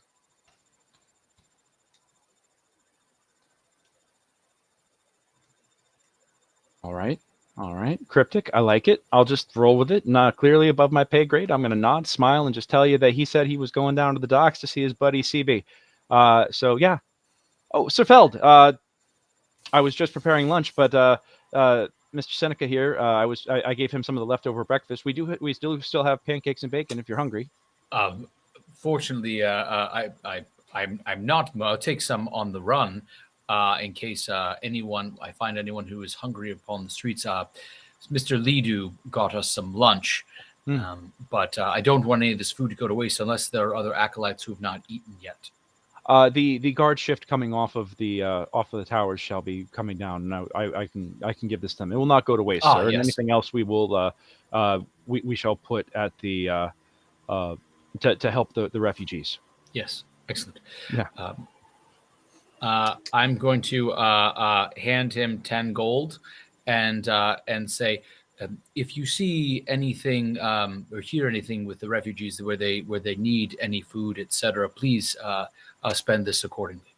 Oh, you mean like so? And he opens up the door that leads from the kitchen, the galley, into the main church. And for the first time, you actually notice that there are people sitting and laying about in the pews, and they're not sitting there to worship. They are sitting with what little they have left that they own, for everything else has been washing away. They've, there have been more of them coming by every day as the waters rise. I think we'll be at capacity pretty soon here, but we are doing everything that we can. Yes, so. I think let us, if nothing else, the different stores and the hotcakes, etc. Let us, if we can't do anything, let us at least give them coffee and hotcakes and such, and make them remember that there are those who know that they are children of the light. Absolutely. And with this, with your generous contribution, sir, we will be able to go to the warehouses, and since the markets are not open, we can go directly down to the warehouses and resupply quite handily. So this should be able to feed everyone today as a start. Yeah. So now you guys know where Brick's off to. Let's go on ahead and actually. One question for Brother Rufus as we're leaving there. Brother Rufus. Yes. What has changed for you since you've returned to life?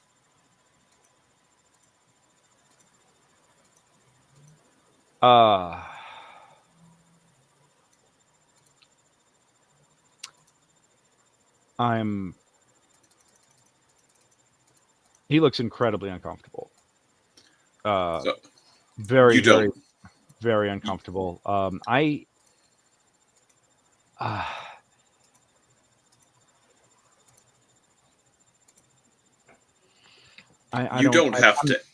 You don't have to answer, but do consider it. Give me a perception check.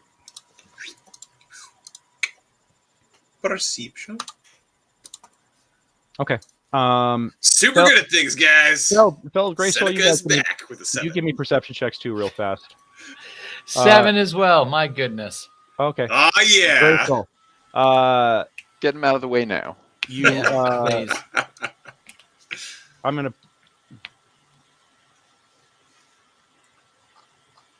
Okay, I'm gonna tell you in the chat what he does real quick. But all you guys notice that you just see him put his head down and mutter something to himself.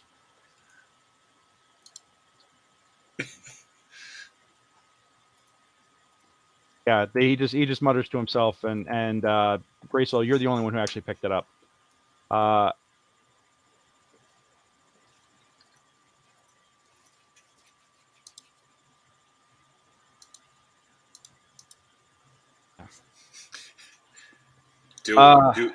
Yep. With our so we obviously didn't hear him. Did we notice that he muttered something? No, you guys just saw him put his head down and almost kind of nod, but Greysoul actually picked up what he said very quietly to himself as a response, and you guys were just kind of like, yeah, be zen about it, think about it, just meditate upon that, and just, that's a question for you. That's not a question for us, that kind of thing. So if something hasn't changed, consider the ways that it can. And I'm gonna walk away. All right, cool. After everyone walks away, Greysoul will saunter on up to the Bacon Master, and he will say, "Some things are worse than death. A lot of things aren't. Focus on those. Go grab a piece of bacon and peace out." Sir Greysoul? Yeah?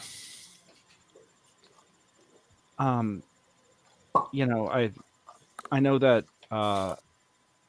I try to strive every day to have a connection with my God, and to serve Helm justly and righteously, and I pray every day. I've even been to what is beyond and seen it with my own eyes. But it seems to me that you experience your goddess in a way that I can not even imagine. I hope one day I can have faith as powerful as yours and Helm, and perhaps Helm will bless me by speaking to me directly the way Leira does with you. By the gods, I hope not. But let me ask you this. Does it feel good to you to help people? Yes.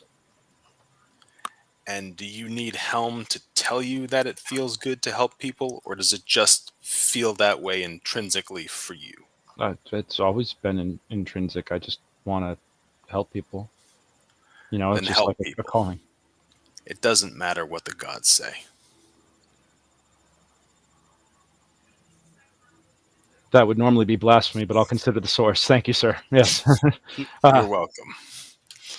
All right. Let's Birch, Lorenzo, did you guys have anything you wanted to do real quick while you were at the church there? Nope, I'm good. I was going to ask Lorenzo if maybe he wanted to find a nearby swanky tavern to see if our bard was hiding out. Ooh, that sounds fun. Okay. That's much better than hanging out at the church. Cool. Yeah. And Feld, Greysoul, Seneca, where do you guys want to go? I think we're heading back out at this side, but I'm going to try and pull Seneca aside real quickly. If we have just a brief moment, be like, because did I see him start to cast a spell? Give me a retroactive perception check. Okay.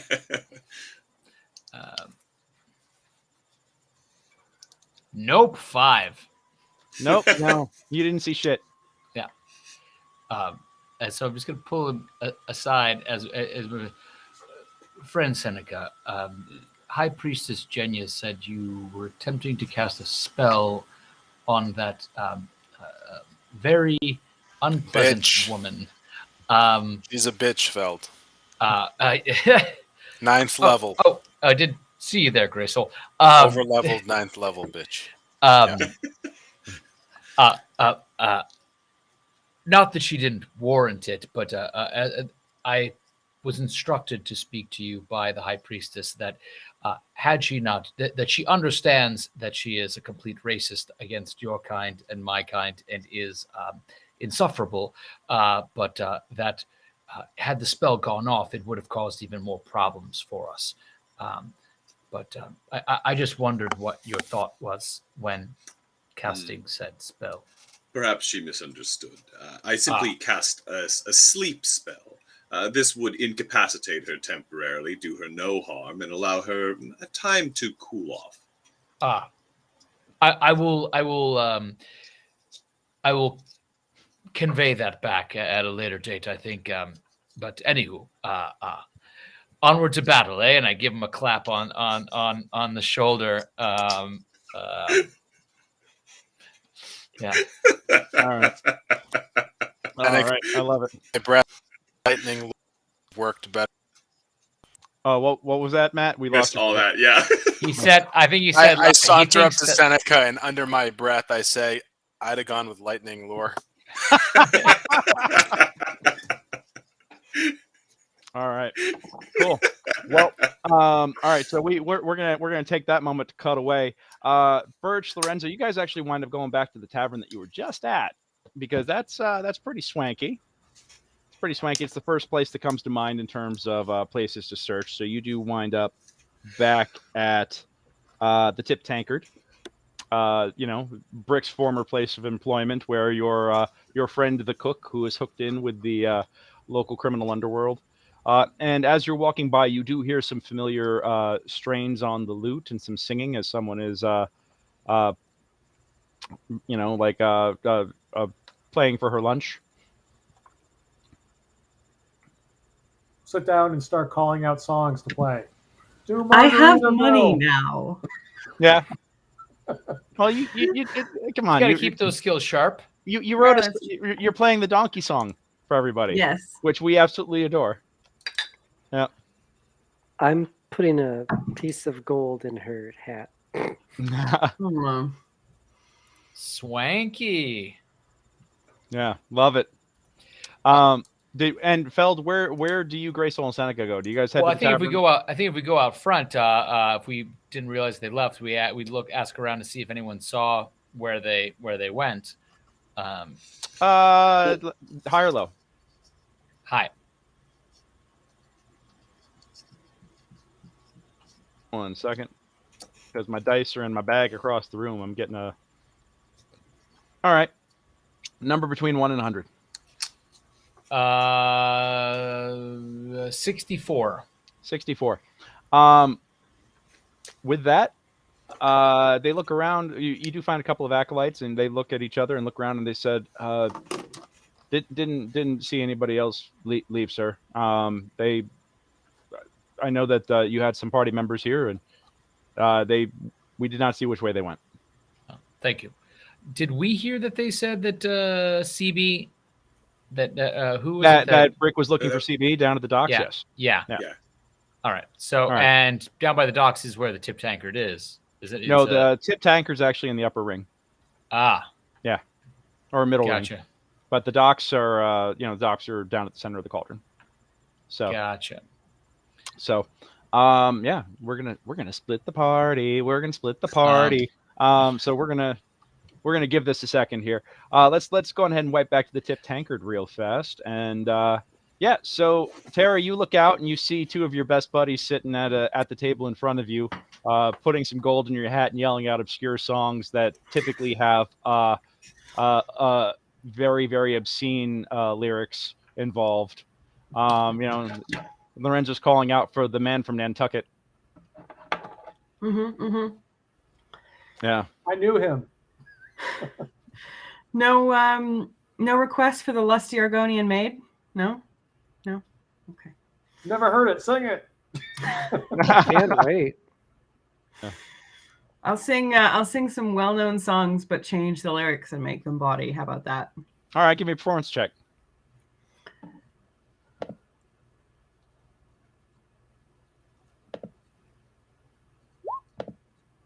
Okay, you got an 11. That's pretty solid. Because you're improvising this, it's not perfect rhyme.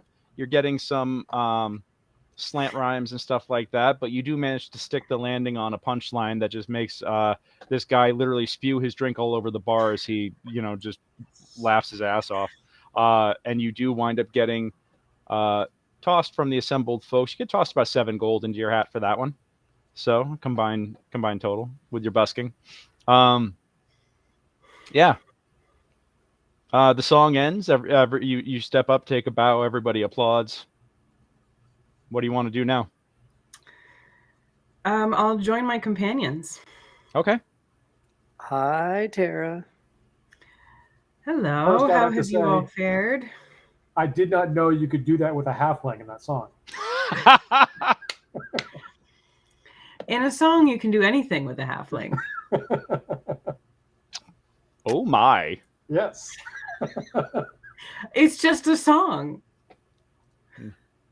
Here, now, and gone with the air. So what have you been up to these past? It's been a day? Yeah, were you interrogated as well?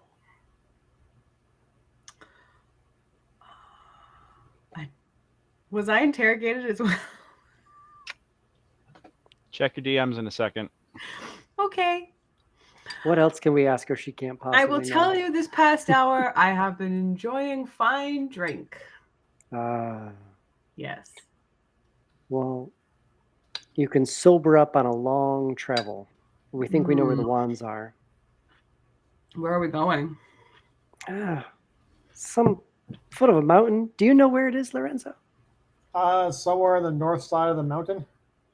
That's about all I got too, but they seem to know where they're going. We're just out here looking for mountain? you. God, I hope so. It didn't seem an impossibly far distance, but significant. Oh, okay. So we're not just rolling down the hill then? Sadly, no.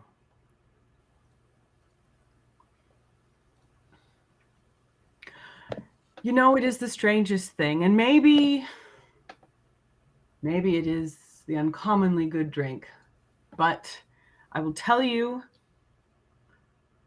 I left with Brick from the Lucky Monkey. We were walking back, and then suddenly I was here, and I'm not entirely sure how much time has passed. Oh, maybe you owe me some birthday presents. It's been years. No, it's only been a day. You have no memory of how you got here? None. I just I woke up in this tavern as if I had fallen asleep here. I wouldn't say that. You just know that the first thing that you can remember since coming back from the Lucky Monkey is playing the music. So it's not like you woke up there. You just remember being up and on stage and just jamming out. Do you have any head traumas? Are you injured? Are you in Not pain? that I'm aware. Were you bitten by a were-monkey? Gosh, I hope going not. around. I don't know. I haven't checked, to be honest. But I don't seem to feel any wounds. Okay. So. Oh, that's bizarre. And I felt I have fine. many more questions, but I realized, and I was playing, and suddenly I realized where I was. Okay. I have questions, but do you know where Brick might be? No. Okay.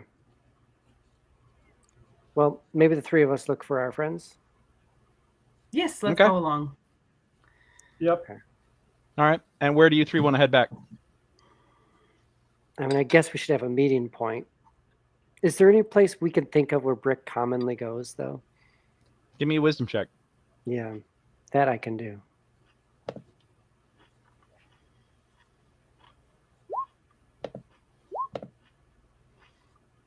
Yeah. 18. 18. You know that he likes to frequent the seedy dive bars, and he also he's got a buddy down at the docks. Oh, yeah, that guy. Are you guys willing to go down to a seedy part of town? Kind of look, see if we can find him at his old hanging grounds? Yep. You know, as much as I'm enjoying some of my newfound acclaim in some of these classier joints, I always love the seedy part of town. All right. Let's go try to find Brick down by the docks. All right. Cut to Brick at the docks. Brick, you are the docks at this point have flooded over, and you are currently down there with CB and a bunch of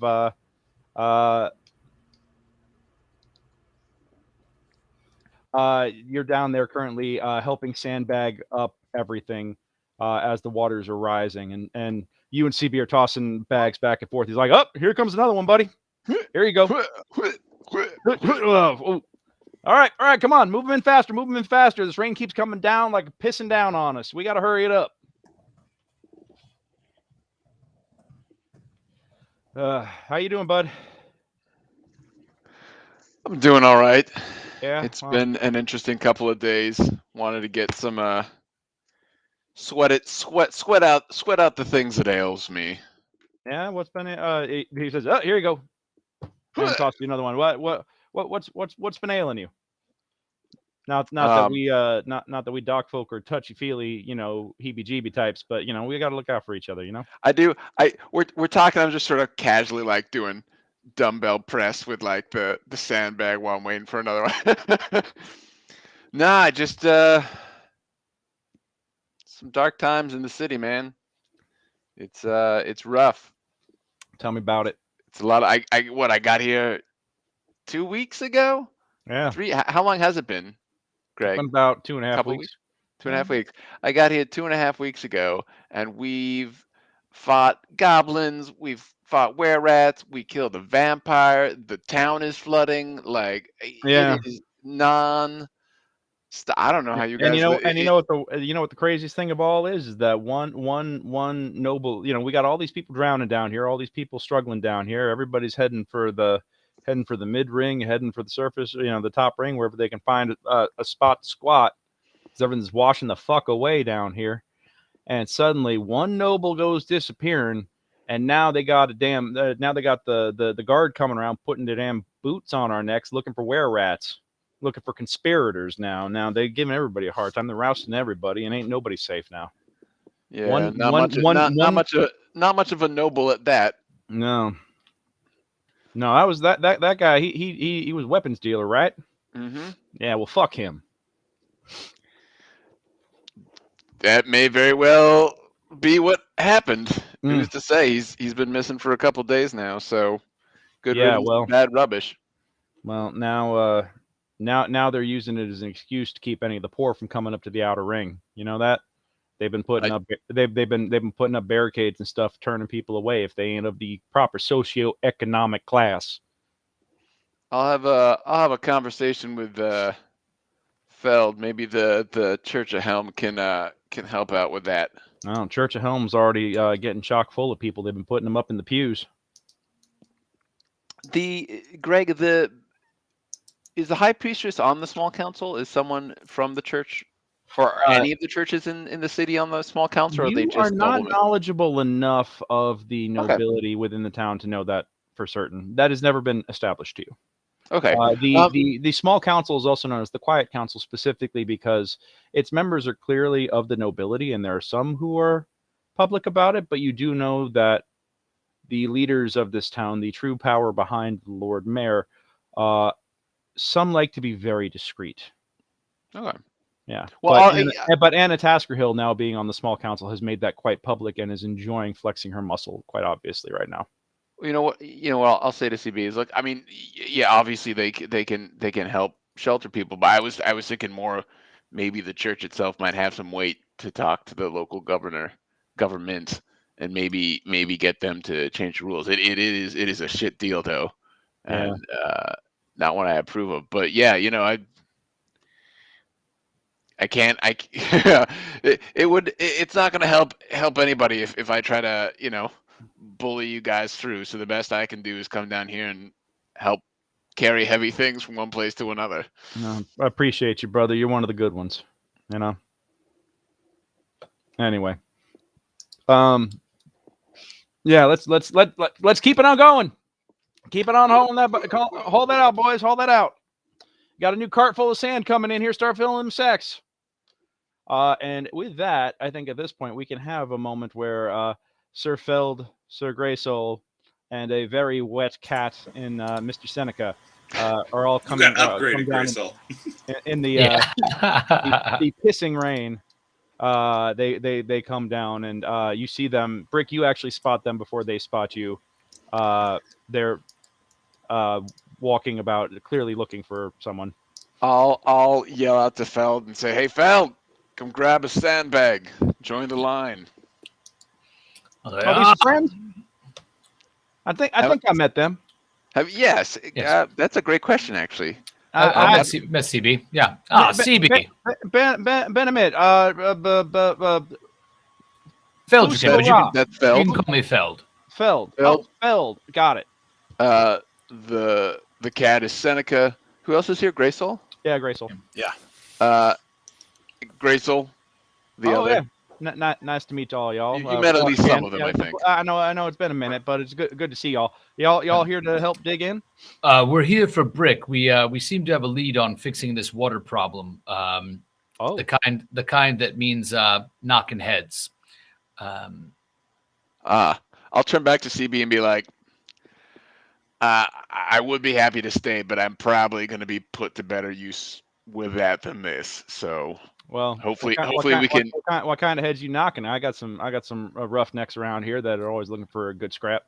That's a great question. I turn back to Feld and be like, what kind of heads we knocking?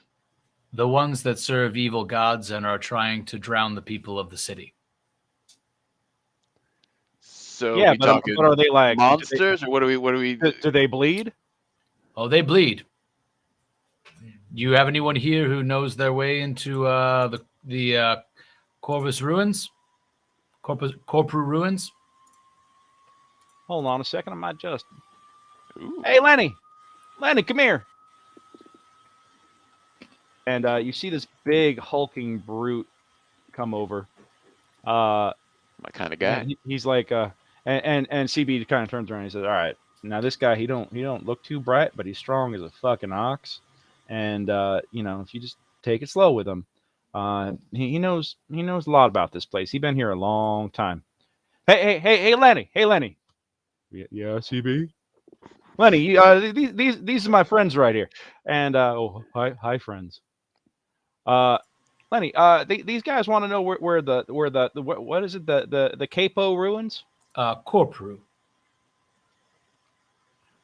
Ruins. Corporal Ruins. The Corporal Ruins are located on the northeast face of the mountain, about midway down. I read it in a book. Would you be able to lead us there? Oh, CB, can I go? Well, hell yeah, why not? I mean, we could, if you just be real careful there, buddy boy. I don't want anything bad. You know, do you want me to? I'm sure he can guide you. Do you want us to just take you down there and then, I could skedaddle his ass back to the city? Yeah, that sounds great. All right. We just need to find the rest of our party. I thought they might be down here looking for you, but no. The last. Where did I see Tara? We were. You have no recollection. We were. No, I thought we were. You remember going off with her to talk to the captain? Yeah. We left the lucky monkey. I left the lucky monkey with Tara, and that was. You don't remember? Yesterday? It must have been last night. Interesting. Well, I mean, we were both drinking, so I. Where were we going? Well, let's find them and. Yeah, well, I mean, I ended up at the Church of Helm, and she wasn't there, so not at the Church of Helm. No, we just came from there. All right, well, so probably been very helpful to you. Yes. Yeah. Are you guys singing? What are you singing? Oh, I just thought as we walked, maybe Tara was teaching us one of those songs. I don't know. Oh, you guys are improvising. Virtual glad. The donkey song, making it part of the public. For sure. I'm just saying you can't rhyme halfling with dangling. All right. Give me a round of perception checks. The Seneca, Greysoul, Feld, Brick. I'm trying to teach Lorenzo about meter. Yeah. Lorenzo or Seneca, Greysoul, you definitely hear them coming down the way. Brick, yeah, you are true to your namesake, sir. Yeah. Brick At is a suddenly 17, I struck imagine I dead. hear them. Yeah. Yeah, Seneca and Greysoul, you guys hear them. Feld, you hear them after about a minute. But yeah. Yeah, Brick buddy, you all right? I've seen that look on your face before, but normally it's because you about to Ralph up all over the floor here because you've been having a few too many, you know. But you good? Sorry, no, no. I was just trying to remember what where I was last night. I would have sworn. And he just trails off. He's just back to like. Damn. I've had nights like that before, buddy. I understand. It may be a minute or two before you get any recall. Hopefully, you didn't do anything too stupid. Yeah. It's me. What could I possibly have done? Fair.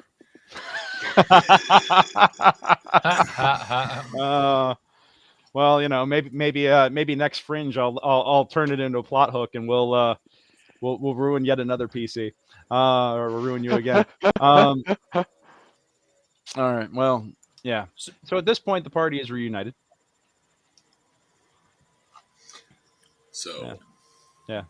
We have a local who is familiar with the Corporal Ruins. Howdy, y'all. This is Lenny. He has agreed to guide us over there, and of course, the good pal of Brick, CB, is going to guide him back. That's right. Now, pardon me here, just a moment, Sir Fuso Ra. I want to. I don't believe, my lady, that we have been properly introduced, but he takes your hand quite gently and just enchanté. Oh well. How you doing? I am well. My name is Tarafirith. It is a pleasure to meet any of Brick's friends. Well, pleasure to meet you, darling. It's not too often we see such a pretty face down in these parts. You know, Brick, why didn't you tell me that you had such a pretty sister? Well, Lenny, I just met you. No, that's CB flirting with her. Oh, that's CB. No. Oh. Lenny is Lenny. Like Lenny is Lenny. Don't hand Lenny a puppy. Is all I'm saying. Okay? Well, CB, you're CB. You are a charmer, and I can't have you distracting our bard. Well, we're trying to save the city. Oh, she's a bard, eh? I figured I would wait. I figured I would wait until we were done saving the city, and then when she had time to truly appreciate your skills, you would have time to introduce yourself. Introduce each other. Oh, absolutely. Well, darling, I know it sounds to me like you got to go off and do some hero business and everything, but we're going to do our little part here to get you where you got to go. But when you get back, how about you? You know, I'm a shoreman, but you know, I'm a longshoreman, but I got some good taste. How about I take you out for a drink sometime? You know, what sort of establishment would you take me to? Oh. Whatever establishment you would like. See, CB, you may think the man is simply a dock worker, but let me assure you that CB is a man of refined taste. Clearly, he can see the beauty and charm that you possess. You know, clearly he has excellent taste. So he would, I am sure he would take you wherever you would want. And, you know, it's not that he would take you somewhere you want. He would take you wherever he took you would be a place you would want to be. My dear friends, the rains are continuing to fall, and the city is continuing to fill with water. Oh, well, excuse me. Thank the gods for Feld. All right. Well, darling. I'm just enjoying how much Brick's accent has changed. It's been horribly bad. You know, picked up a southern accent like 3 minutes ago. Well, hey, Brick, your affiliation score with the Longshoremen just went up about like 10 points. You are now maximum affiliation with the Longshore faction. Yep. Oh my god, of Were Rats and Men is the best yep. I have ever seen. Yes, sir. Yes, love it. All right. Well, Lenny, CB and Lenny, CB says, all right, well, give me about a minute or two here, and we'll go get our stuff, and I'm gonna put somebody in charge of all these yokels down here, sandbagging and hoofing it, and then I'm assuming y'all ready to go now. Yes. Yeah. All right. Well, hey, Lenny. Yeah. Lenny, you got your stuff? Well, I got what stuff? What stuff, CB? No, I mean you got your stuff, your go bag. Oh, is this if I do something dumb again, I got to take my bag and leave? We don't talk about that now, Lenny. We don't go talking about that. But you know, I need you to get your wampum stick, just in case we run into any trouble. Well, I got my wampum stick. Go get your wampum stick. All right. Okay, I'm gonna get the wampum stick. And he goes and comes back about a minute later with a fucking ship's mast over his shoulder, looking like something out of a bad anime, just ready to go. And with that, I think at 9 o'clock we will go on ahead and take our 5-minute bathroom and drink break. Give everybody. We'll come back at about 9:03, 9:04.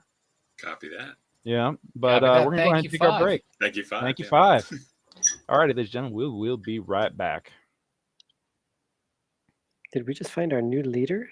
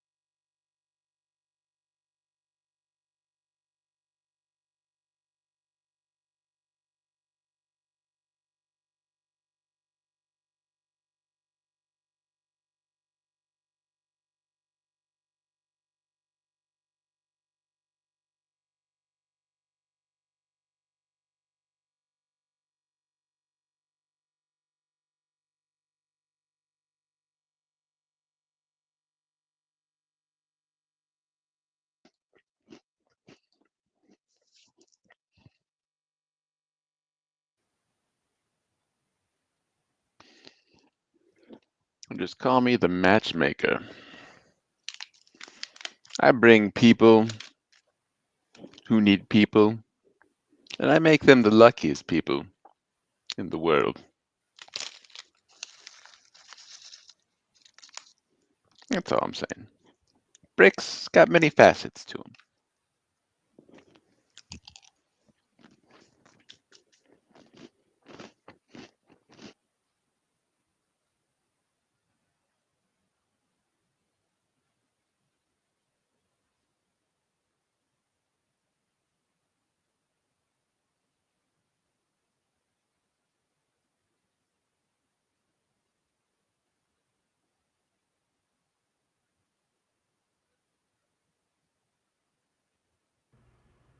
That was a fun break of cleaning up dog pee. Well, the dog can't clean it up. Nice. What do you want? I don't know. We have two of them. 2 dogs. What have I missed? Jenna is on vacation, so we have her dog Oh, okay. for the past week, which means I've been sleeping on the sofa because she can't be alone.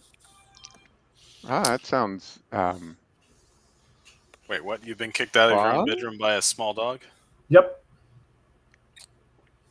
Come on, Nate. fight for So your do you rights. want to see a fraction of the candy that I had prepared? Yes. That didn't get taken? That One you now have to person. eat? Wow. I think I'm going to take it round to the neighbor kids and be like, hey, you guys. Well, You to guys their want the parents. extra candy? Yeah. To their parents, guys want obviously. sugar, 'cause I'm right? not You need going to sugar. approach children with candy. Yeah. Hey, little kids, do you want some candy? I'm It's a kinda strange heavy. lady. You like the mask for little boy?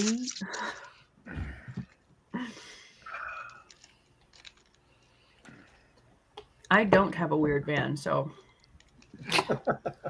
I can give people candy and they're not going to. You're on mute, Greg. Fuck, I've been muted this whole time, apparently. Yeah. All right. The Some of the entire best episode. stand-up material you've ever had. No. And I've shot my wad on all my best stuff here, and it all went to mute. Damn it. Yeah. No, I was saying that Matt almost had the perfect van for you. It sounds like, but he passed on Oh. it. So bit of a I had to bit pass of a on it. bummer that. Yeah. What a great trick or treat van, man. Yeah. Yeah. All right. Well, let's go ahead and bring it on back. Bring it on back. Oh, you know what I should do? I should actually find what I did with your guys' tokens. Yeah, while I'm talking. So, CB goes and picks up what looks to be a longshoreman's baton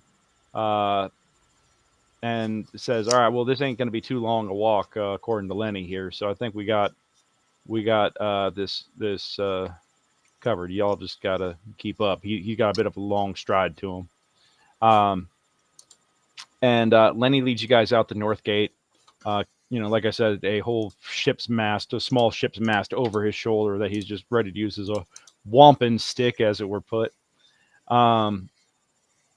Y'all start heading down the mountain out the gate.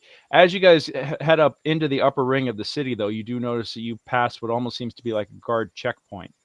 And the guards, glance at you and recognize who you are and just keep you on going. But you do notice that as you go from the transition from the middle and the upper middle rings to the outer ring, the amount of people on the streets lessens considerably. Yeah. Take from that what you will. The walk down the side, or you get out the gate of the city, and the rain again is just pissing down. It is coming down violently. Like, it is just coming down so hard. At this point, it's in sheets, and the lightning arcs across the sky, and thunder rolls, and the weather is it's awful. I mean, there's no two ways about it. This is probably some of the worst storming that you've ever seen in this region. How did that not work? Pardon me a second. Cool.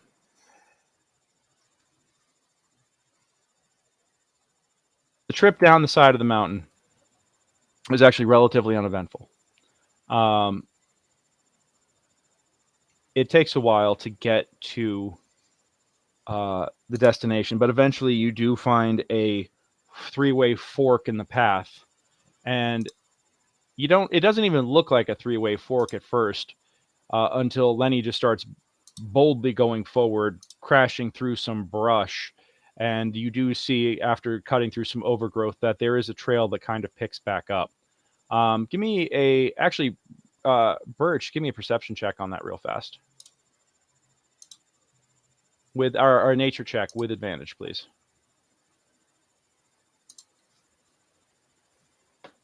Yeah, that brush that he just went crashing through is, well, not just poison ivy. No, I'm kidding.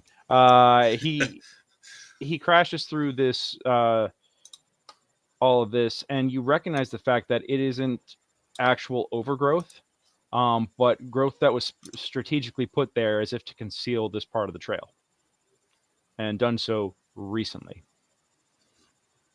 I'm going to let everyone know that we're not wanted. And to be on alert. Yeah. Hear that, buddy? You got to be on alert. Well, I'm on alert. I'm looking. I got my wampum stick. And he kind of, Lenny turns around, swings the stick widely. You guys all have to duck under it to make sure it doesn't crack you upside the head. It's about another hour of walking, and Lenny stops after for a moment, and he says, "Okay." And he points to what looks to be a slender crevasse in the mountain. And he says, "That takes you down into the ruins." Thank you very much, Lenny. Oh, thank you. The next round of drinks is on me the next time we drink together. Oh. If you drink, or if you don't. Oh, buddy, I don't know. I don't know if you know what you're promising that man. He can drink all of us under the table and then some. Drink us under the table and under the floor even. Well, he's earned it. I did good. You did good, great, Lenny. All right. Well, I'm gonna get him back because we need him hauling carts of sand all by himself, since all the oxen don't want to come out because this weather ain't fit for man nor beast. But it's good enough for him, ain't it, big guy? Yup. All right, I'm gonna take him back. If y'all need some backup, y'all holler. You got that? Will do. Will do. All right. Well, crush some skulls. And they go lumbering back up the mountain trail. How wide is this crevasse? It doesn't look like much to begin with, but as you kind of go, the mountain is kind of like the slope evens out a lot.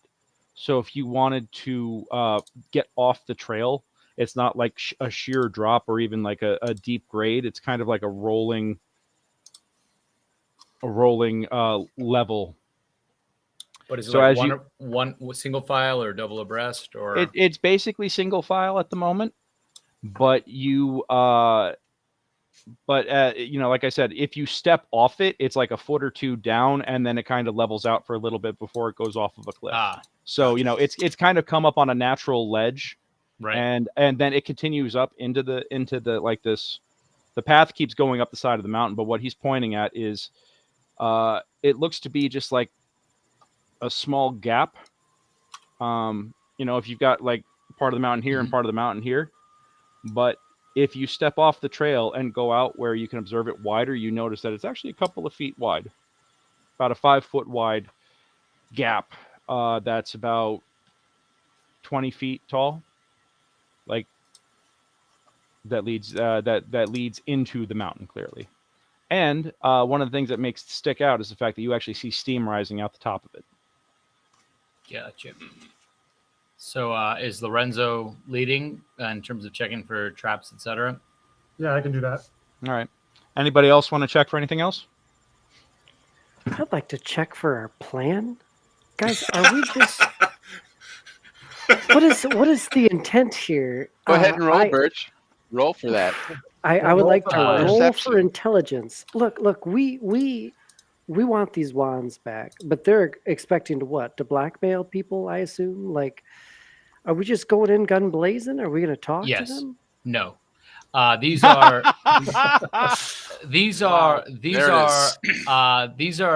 Ebon Triad. These are acolytes to very evil gods who who want to bring 3 evil gods back into union for terrible means. They're even hunted by their own evil god cults. So the kind of people you can kill and feel good about killing. Oh, we could use some of that. These are the ones that had the were-baboons at the Golden Monkey and who savagely killed the High Priest of Helm and are holding these. They have no concern for human life. So that whole situation was pretty gross and nasty. They murdered the entire area, everyone who was there. They wholesale slaughter. This is a shoot first, ask questions later situation. Yes. We can leave one left alive to ask questions later, perhaps. There is their leader who we could take back for interrogation of what they're doing, but by and large, these are. I don't think they're evil. They're holding the town hostage. These are not murd. These are not. We can't talk to them like murd. These are. Murd would gladly shoot these people. They're not artists. We may be able to, though, if we attempt to do so and spread out our use of force. We may be able to incapacitate them and bring them to the city where they can face justice. There, we don't have to be the executioners, but we can certainly. We definitely don't want to sneak in and steal the wands and leave. Just checking. Well, that is certainly an option, but it leaves open the issue of them coming back and doing it again. Whereas if we go and deal with them now, these are murderers. If we I'm leave them pretty upset alive, about the bamboo stuff. If we leave them alive, they will harm other people. Yeah, there is no situation, I concur, in which we do not incapacitate them in some way, but we do not necessarily need to kill them immediately. Correct. Except for their leader, who will need to either be slain or brought to justice because she killed the I will have vengeance upon her for her mutilation and killing of the High Priest. Sir Feldruucan, what better vengeance is there for the lawlessness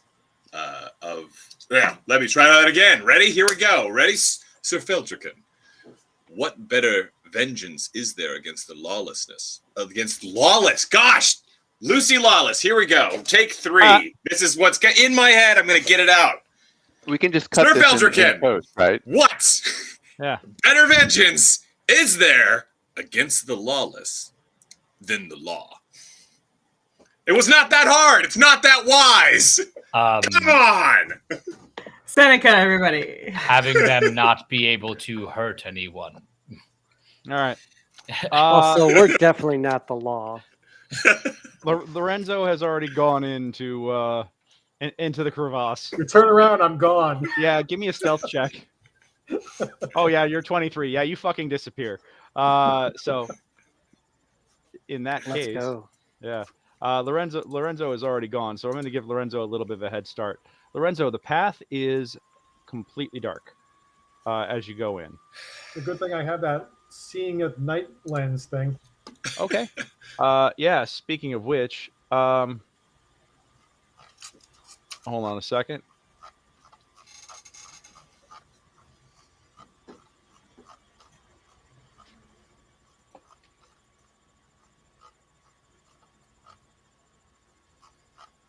Oh, come on. You haven't taken the time to refine that lens. So that lens is still raw. You basically have put it onto a leather strap. Wear like a monocle. Yeah, Jesus. Yeah, you strap it on, and then go into the darkness. I need you to do me a favor and load the fuck up already. Come on. I'm trying. Strap it on and go into the darkness. I was born in the darkness. I was forged in it. Give me roll a d20, no modifier. Okay. D20. 4. All right. You think darkness is your ally? You merely adopted the dark. I was born in it, molded by it. Yes, I will say that. Actually, do you want to use your inspiration? Sure. Okay, use your inspiration. I'll use it. There we go. It's gone. Been holding on for a long time. Let's see. Roll another d20. 19. 19. You can see very clearly in the darkness. As a matter of fact, you have 60 feet of night vision. Nice. Very, very crispy, clear night vision. And give me a wisdom check.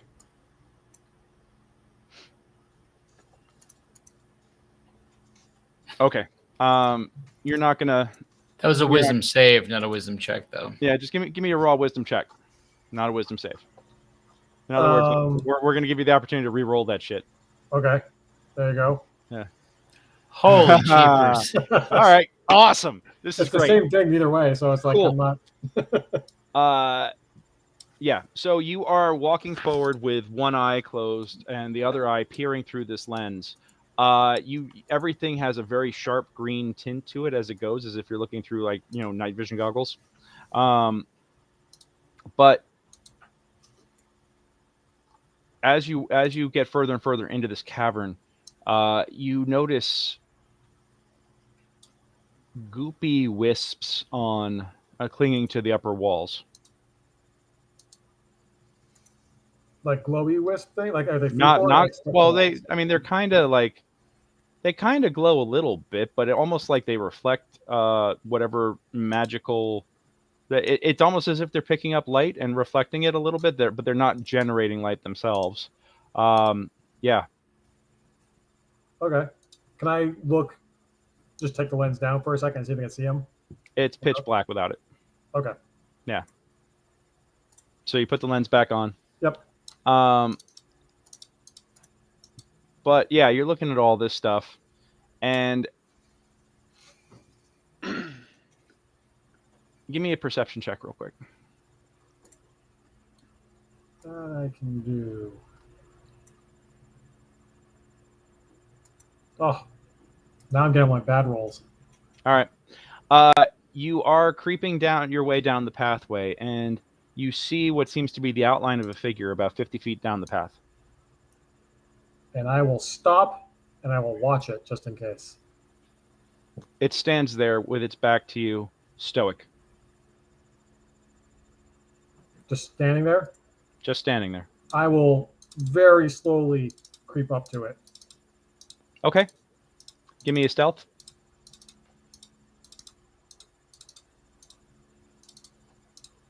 Not your best work. Nope. I haven't rolled over a 5 so far. Yeah. Oh my God. You're getting that with a 5. Oh. I hit the wrong one. I wanted to put the screen up. Here we go. Yeah. We have our rock and roll dragon who wants to rock and roll all night and party every day. Yeah. So as you walk forward, you trip over a rock that you didn't see, and you could swear that this thing must have heard you. It doesn't react. And you stop, you freeze, you watch it very, very closely. And then you watch as it turns to the side and walks what looks to be directly through a wall and disappears. Okay. Damn magical things. Yeah. It keeps on going past us. Ghost. You notice as you go a little further. You said you're continuing down. How far down does it keep on going? I mean, it's 60 about feet? 100, 150 feet before you're. You get about 100. You get about 100 feet, and you notice that you see an ending at the end. You see an ending to the tunnel. It seems to open up into something bigger. Okay, before I get to that, I'll go back and let everyone know that there's things that walk through stone around here, so watch out for that. Okay. As you turn around, you go back up, and you notice that the dripping stuff on the walls seems to have cascaded behind you, and has seems to be coming down in a sheet, like flowing more readily. Okay, I'll avoid it if I can. Give me a dex check. Oh no, not dexterity. Dude, Dex don't save tempt or it. dex check? Give me fuck it. Give me a dex save. Or acrobatics. Acrobatics. Let's call it acrobatics. Okay, acrobatics. All right. So you do actually manage to get to slide your way past it without too much difficulty. Yeah. And you keep going. Yep, I'll head back and let everyone know. Okay. Cool. Yeah, so you come back out. The rest of you guys, you've noticed that Lorenzo had disappeared. Do you go charging in after him, or do you wait? I think we go in slowly. I think it's what we. Okay. Yeah, I'll go ahead and give a little stealth into that. All right, give me a marching order, please. I think. Well, let me know what you guys. I think we'd probably do kind of standard of Brick first, Feld second, then we start going, and then it's kind of a bit of a toss if there's backs, etc. Of whether it then goes Greysoul or Terra, etc. But what do we think? I thought the standard was Brick was in the rear to cover your asses. Sometimes, yep. So we can actually. Well, if it's dark in there, but you guys tell me how you want to roll. That's the thing. And the other thing is, y'all. Historically, for protection purposes, we'd have beef up front and beef in back. Make a reverse beef sandwich. 2 meaty slabs of beef and the bread in the middle. I'll actually, if it's all right, take point and stealth through because if anything goes wrong, I can whoop right back in between all y'all. Sure. But in the meantime, I can be not as stealthy as Lorenzo, but pretty stealthy. And you have night vision. Yeah. Mm-hmm. All right. I can be behind Seneca since I also have night vision. All right. Yeah. So if it's that dark, yeah, Brick. Do you want rear or front? Why don't we go up front? I'll be the doormat. Okay. So I will. You guys are going to be the next in. So Brick will be next in the order, and then Feld, you're in the rear. Yeah, I'm gonna switch to shield in the back. And Greysoul and Birch, you guys are in between them. Stow my glaive. Typically behind Feld. Yep. Okay. Right there, yeah. Well, right now the front is Seneca and Terra sneaking up, trying to track down Lorenzo. That's right. So, yeah. Behind Feld, the giant dragon wall. Yeah. Well, Feld is currently the caboose. So we'll be the rear. The rear will be the caboose. So that I'll be clipping myself to your belt since you can see in the dark and I cannot. So at least if we get attacked from the rear. All right. Sounds well, like I will tell you this: as you go, the long shaft that you guys go down. Well, Lorenzo, you come back up. What do you tell them? There are things that look like they walk through walls, like a figure type thing. I watched it go into a wall.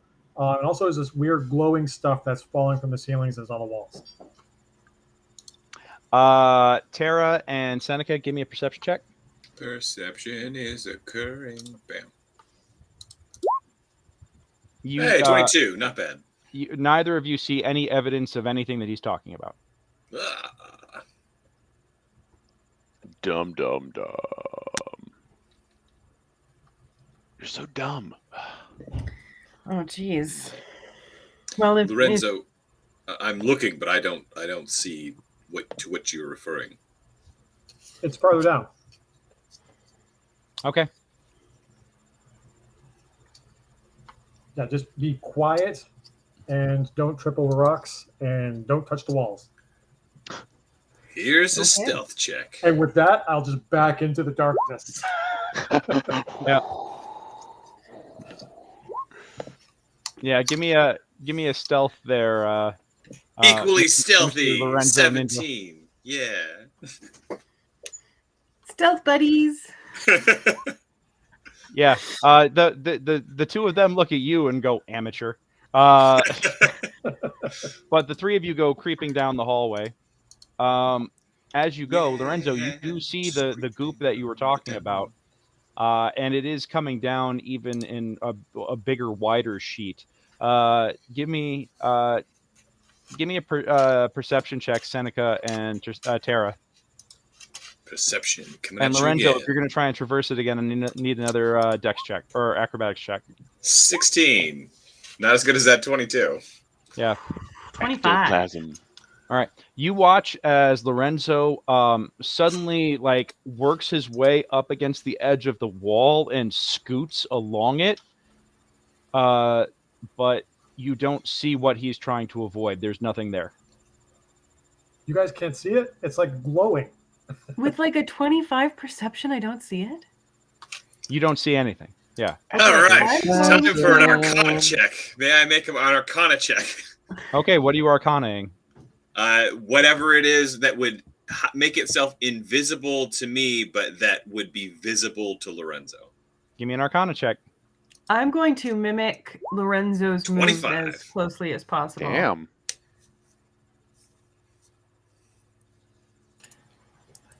Look at the nerd nerding out. We can see your whispers, Greg. I'm switching accounts now. I mean, I can't see his whispers.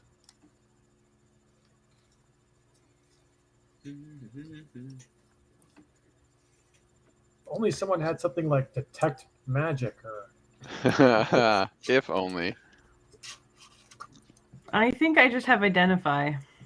I do have detect magic as a ritual, but first I want to know what it is, not just. I mean, maybe my detect magic could help give me advantage on knowing what it is, because all it really tells me is what school of magic it is. Can I throw a rock through it, like a small pebble? Let's see what happens. Sure. Give me a dex check on that, or give me a ranged attack. A range attack? Okay. Ruh-roh, Scooby. That would be. Is that with proficiency or? Yes.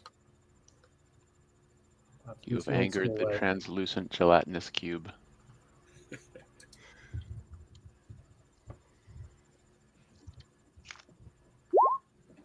You know what? It's good enough. The rock goes sailing through this curtain of ooze and goes sailing through cleanly and doesn't seem to disturb it at all. Okay. Yeah. It's. Yep. You turn to face Seneca and are about to make an announcement as you watch literally a spectral figure walk right through him. Neither seem to be aware of each other. What the hell is going on here? Is it aware of me? Give me a perception check.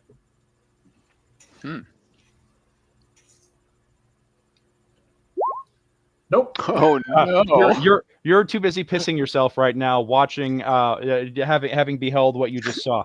No, this place is freaking Seneca, haunted. you got my DM, right? Yes. Hold a moment, Lorenzo. That lens you're using, may I see it? If I give it to you, I'm standing here in complete darkness, and there's ghosts wandering around here. I will certainly give it back. How will I know? People see you. You may hold on to me. Yeah. Yes. Come here, look through it. Look at this All right. now. All right. I'm going to borrow it. Shall I make a perception check? Give me an Arcana check. Arcana. 15. All right. You look through it, and first off, you see your dark vision is enhanced, so you see 120 feet with it. Nice. But what you also notice is that there seems to be some sort of strange overlay, as if this lens right now isn't just seeing in the dark.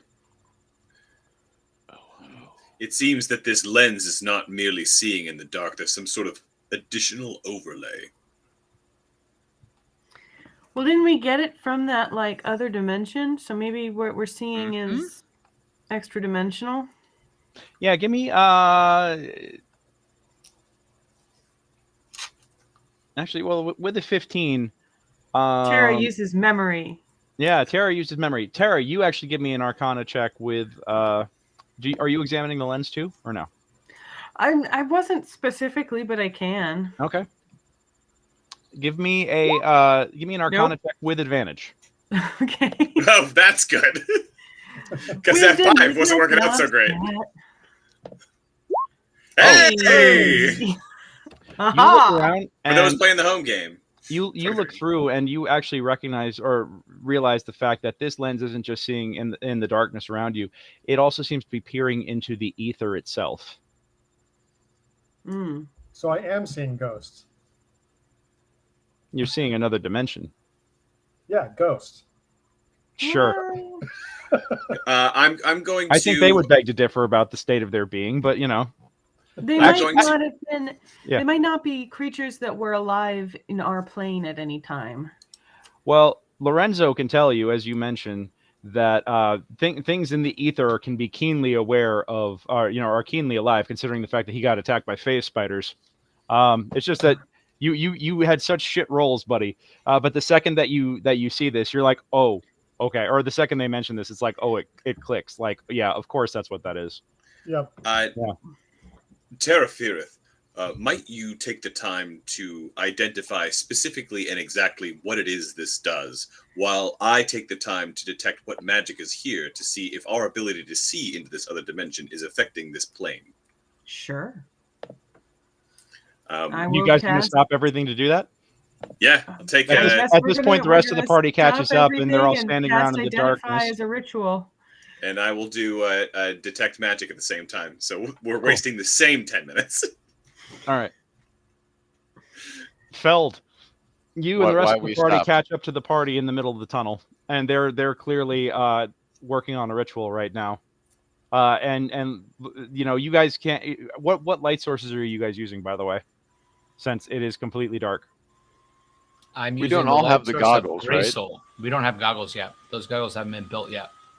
Torches then. So Greysoul's carrying a light source? And we didn't take the time to prepare, so I can't cast dark vision at anybody. I imagine that we're using our people who can see in the darkness as our seeing eye party members. That seems like a terrible idea, but okay. I mean, I'm happy to carry a torch. Okay, you want to light a torch? Yeah. All right. I got that shield in one end and the torch in the other. All right, so now Brick has got giving you about 20 feet of dim light and 20 feet of bright light. And in the dimness, as you're going forward, you see the rest of the party up ahead, all stopped, busting out spell books and like looking at them as if they're trying to decipher an instruction manual for this piece of glass on a leather strap that they took off of Lorenzo's face. What are you guys doing? Investigating. Concentrating. Don't walk past this line. Okay. There's weirdness about. Yeah, I know. I'm looking at it.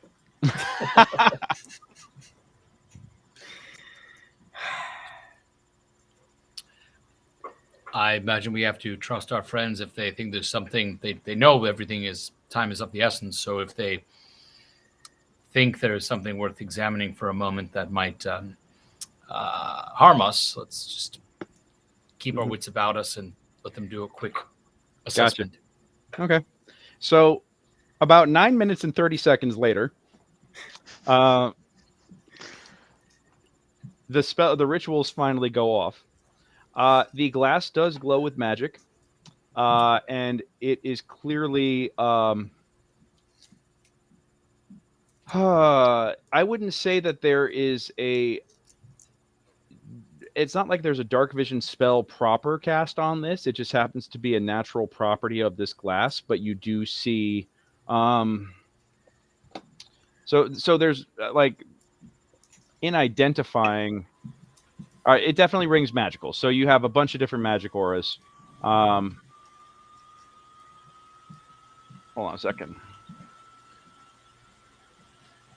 If you're looking at the phrasing of what identify does, I got you. No, I was actually just triple checking what school dark vision was. It does have a strong transmutation aura, and oops, if I spell identify correctly. Yeah, actually identify. Oh no, you cast it as a ritual, so it is a full 10 minutes. You recognize the fact that this is very imperfect glass. And right now, it seems like that it has the areas that are glowing are parts of it that will allow it to see in the dark, but also see through the veil. And you can tell that this glass is not guaranteed to work all the time, and different properties of it may be active at different times. And you do see a lot of different auras on this, so you're not quite sure what it all can do. Obviously, sometimes it could see in the dark. Apparently, sometimes it can also see through to the ether. Okay, and even casting Identify wouldn't give me a better idea of all of its properties. I mean, the thing is that it's not refined enough magic. This is just a naturally occurring thing, so it's not like there's a proper spell or enchantment in place. Okay. Yeah. It's like the raw stuff of magic kind of condensed, and like this is how it's manifesting in glass. It's like almost like when you find composite material, it's got a bunch of different types of minerals in it, and you can't necessarily see. Exactly. If this were to be refined, you could probably use this as raw material and refine it to be goggles of, dark vision, goggles of night, if you wish to call them that. But right now, the best you could describe is that this has multiple natural properties that take effect erratically. I wear my sunglasses at night, so I get dark vision up to 120 feet. Yeah. So has Seth gotten his answers? Yeah. So what I'm looking to do is the stuff that we can see through the glasses or through the glass. Mm-hmm. I want to know if that is indeed casting a magical aura where we are. Does the fact that we can see one other play, does it matter? It does not seem to be affecting you in your direct area. Matter of fact, as you're looking through the lens, you do see a giant spider skittering across the ceiling, going through from one wall into the next. You do see people passing through back and forth. Looks like people that live within a mountain, like mountain dwarves and stuff like that.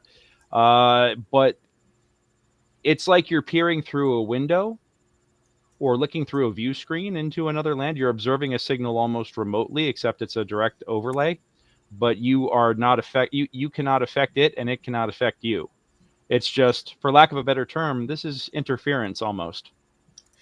It appears that while we can see through the veil is not pierced through to our plane. As a result, nothing should affect us. We don't have to explicitly avoid these things. But if you would allow it, Lorenzo, if you allow me to walk ahead of you for the next 10 minutes, I can continue to look and see if there are any magical things that will affect us. I don't think it's going to affect us because I just watched someone walk through you. Yeah, no, you are correct. It should not affect us at all. But if this in some way interferes with your ability to look for any other kind of traps, magical or otherwise, then it might be best to allow me to continue with the vision that I have from this ritual to keep you safe. That's okay. I'll keep on using it, and then I'll keep on looking for traps, and maybe I'll find more. Very well. All right. So Lorenzo continues with the lead. Let's go ahead and get a fresh round of stealth checks. Stealth checks. And anybody in the back has to do it with disadvantage because you guys have the torchlight in complete darkness. Stealth check 25. Seneca becomes one with the night. Lorenzo, you watch that and you go, fuck, I should take some notes. It's because someone has a light source. Yeah, true. Yeah. Okay, so yeah, you guys think that the stealthy ninja types need to get up, the see in the dark guys need to get up more towards the front and let the Dragonborn with their torch linger more in the back. And Birch. Do you have to let it linger? Do you have to? Do you have to? Do you have to let it linger? Yes. You know, it seems like there's nothing has been reacting to the light. Correct? Nothing so far. But all right. You know, from what you can tell, Feld, you guys are basically just alone standing in a volcanic tunnel in a former lava tube. You know, and you're wondering what the hell the brainiacs are doing up in the front here. Like, what the this is shit that's out of your pay grade. All right, so I'm just gonna spark up a torch and put it in my little holder, okay. and tell Greysoul if you see anything out there that need to douse this, you let me know. Will do, Feld. Copy that. All right. So who's going first now? Real quick. Me. All right. As you go and you go creeping off into the darkness with your eye peering through one lens, it's not bothering you so much now to be there. You get used to you kind of like actually even get a sense for what is of this plane and what is not. But what you do recognize is that after about 100 feet, you do see an opening at the end of the tunnel, about maybe another 50, 60 feet down, and you do see what seems to be a soft glow, a soft, sickly green glow coming from that area. So there's light in there? Yeah. I'll get up to the edge to look down over. Got it. All right. So you come to the, you actually notice that the tunnel itself, as you get closer, opens up into what looks to be a ledge. And you also see a device, like what looks to be a giant cage hanging in midair. Let me go on ahead and I'm going to put a couple of guys on a new map here. If this is another elevator, I'm not getting on first. I mean, it looks kind of like, I hate to tell you, but it looks kind of like an elevator. An elevator, or like a, what the, hey, Jen? What the hell's the thing that we rode at Disney World last week that took us from place to place? The Tower of Terror? The monorail? The Skyliner, not the monorail. Monorail. The Skyliner, which is like the pod that you get into that goes on a track. It's like a ski pod almost.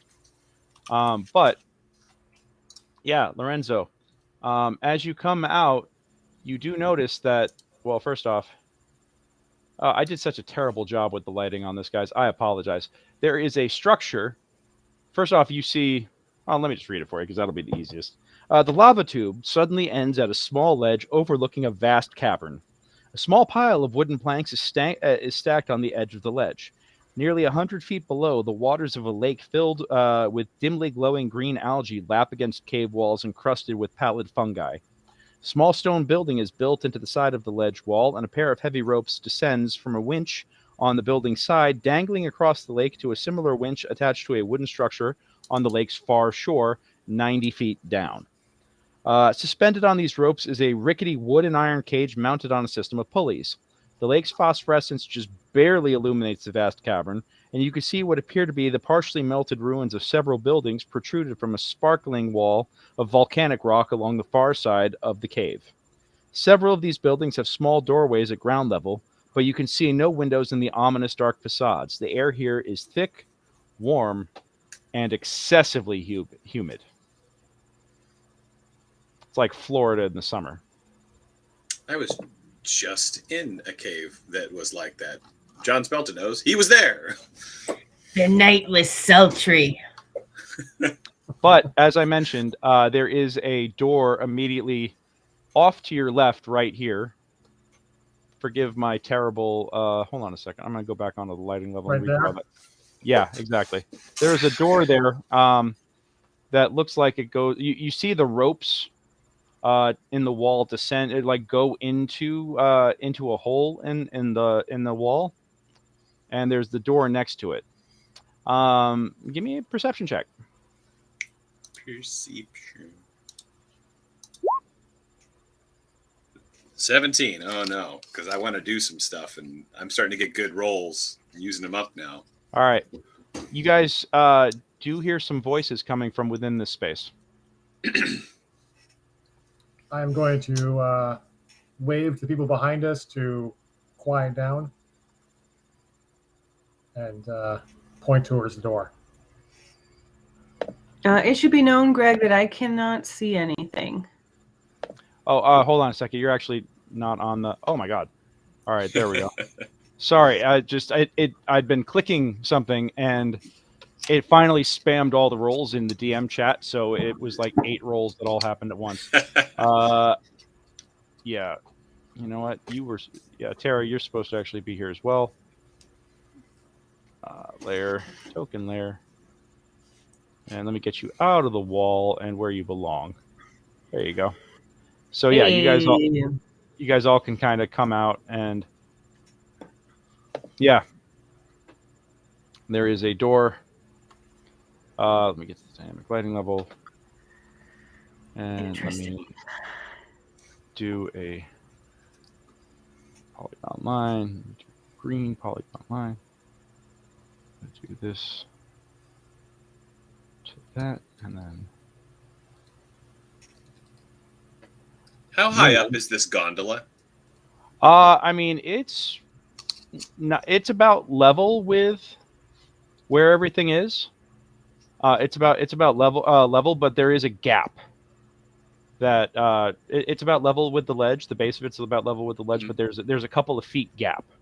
Need to mind the gap. Got it. Please mind the gap. Yeah. Does it look like it might be possible? Feasible, rather, to attempt to climb up onto the gondola and then get across the ropes, rather than get into the gondola and alert the people in that room that the gondola is in use? You do think that you could do that, and also, like I mentioned, there are a couple of boards here on this platform, or on the ledge here. The boards are long enough that they could be used to help you to act as a makeshift bridge to get people into the gondola.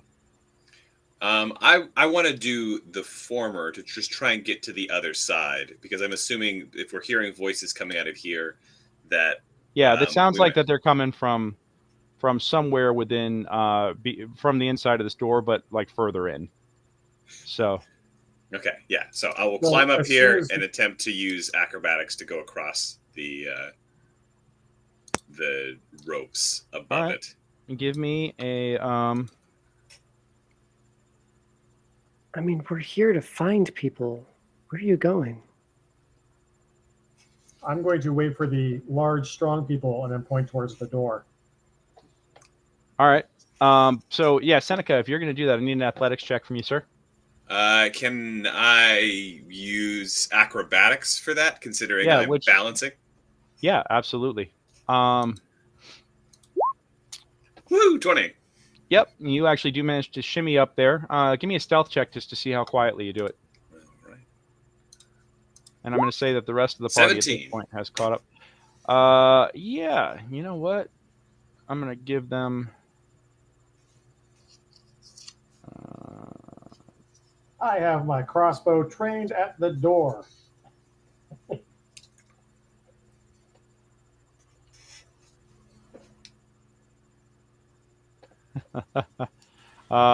Johnny has put a message out there for you.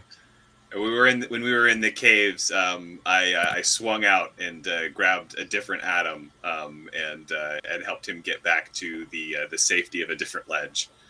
There were metal cables attached along our thing, and just swung out and got him and swung him back. All right, very nicely done. Okay, so yeah, you actually do manage to shimmy up there. It's about like 100 feet or so. So how much of your movement do you want to use? I mean, I could do all of it, but also I don't want to fall off, so I'm going to take my sweet time. Okay. I will tell you this.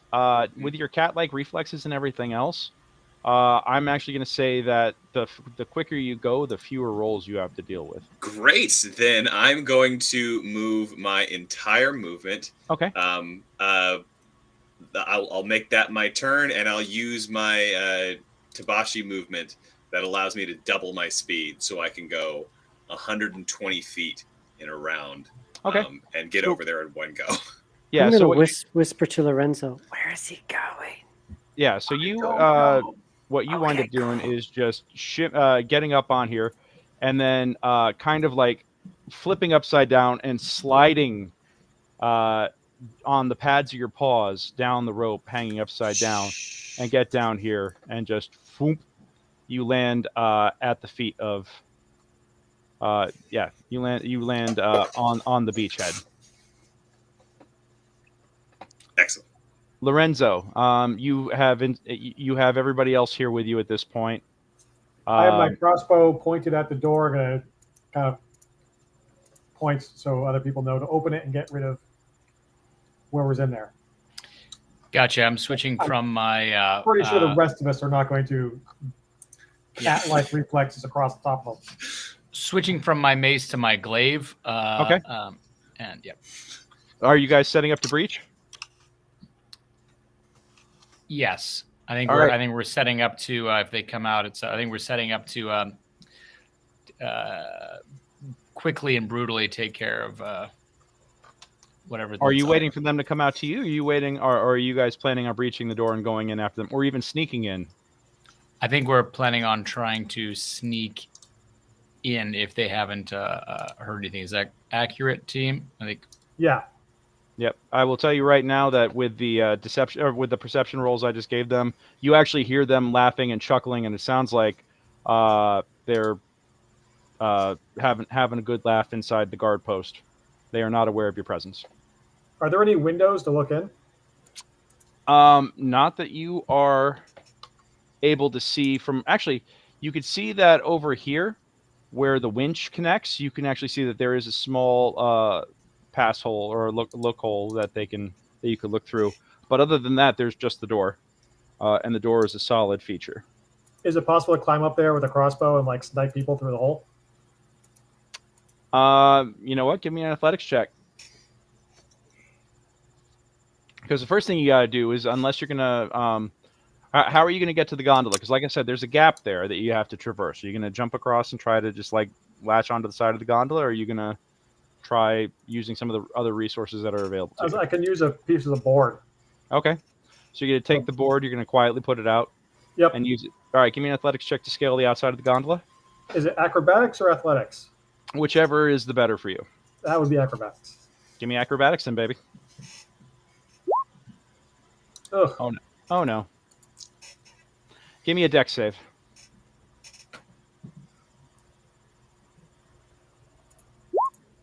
All right. So what happens is with a 13, you are on the board, and the gondola wobbles just enough. You thought you'd placed the board and locked it in. The gondola wobbles just enough that the board actually comes out and falls, and you have managed to latch on and actually grab onto the side of the gondola itself. Give me and the gondola is now rocking back and forth. You have a couple of seconds before that board splashes down into the water below. Okay, quickly get to the top. All right. Give me one more acrobatics check, please. Oh, yeah. Okay, good. All right, so you're up on the top, and you actually turn and you get up to the top of the gondola, and you lay down upon it, and you do look into the hole in this in here, and it's kind of a narrow field, but let me see. I'll delete that and allow you guys to see in. Here we go. Yeah, Lorenzo, you are currently up here, and you can see in, and there is a you can see in there, correct? Yes. On your screen, Nate. Yep, cool. I can see it. Yep, that is what you see. And give me a perception check. And a perception check. And a perception check. Yeah, I'm being so fucking demanding tonight. 13. All right. Yeah. What you see is the controls and the door, and you also see a rock mounted in the wall, like that one that kind of stands out. While all this is going on, I can't recall if I've had it or who's had it, but I think I have had it. I'm going to hand Brick from a while ago. We had a silvered spear. I'm gonna whisper to him just in case they're were baboons like the ones that we fought. Have him tuck that away in case he needs a silvered weapon. All right, I will add that to my arsenal. Cool. So Lorenzo, yeah, you see another door, but you see nobody in the control room. I will signal that I don't see anyone, so I can go through the door. Okay. And then I'll train my crossbow on the other door. All right. What do you guys want to do now? Is there any light coming out from that area? From that there is guardhouse? I will say that there is light inside the guardhouse, and there is light coming. There's light inside the control room. Okay. And then what Lorenzo can see is even more light glowing from underneath the door that leads into another chamber. Okay. Then I'm going to douse my torch, so that it's not going to give away anything. Okay. And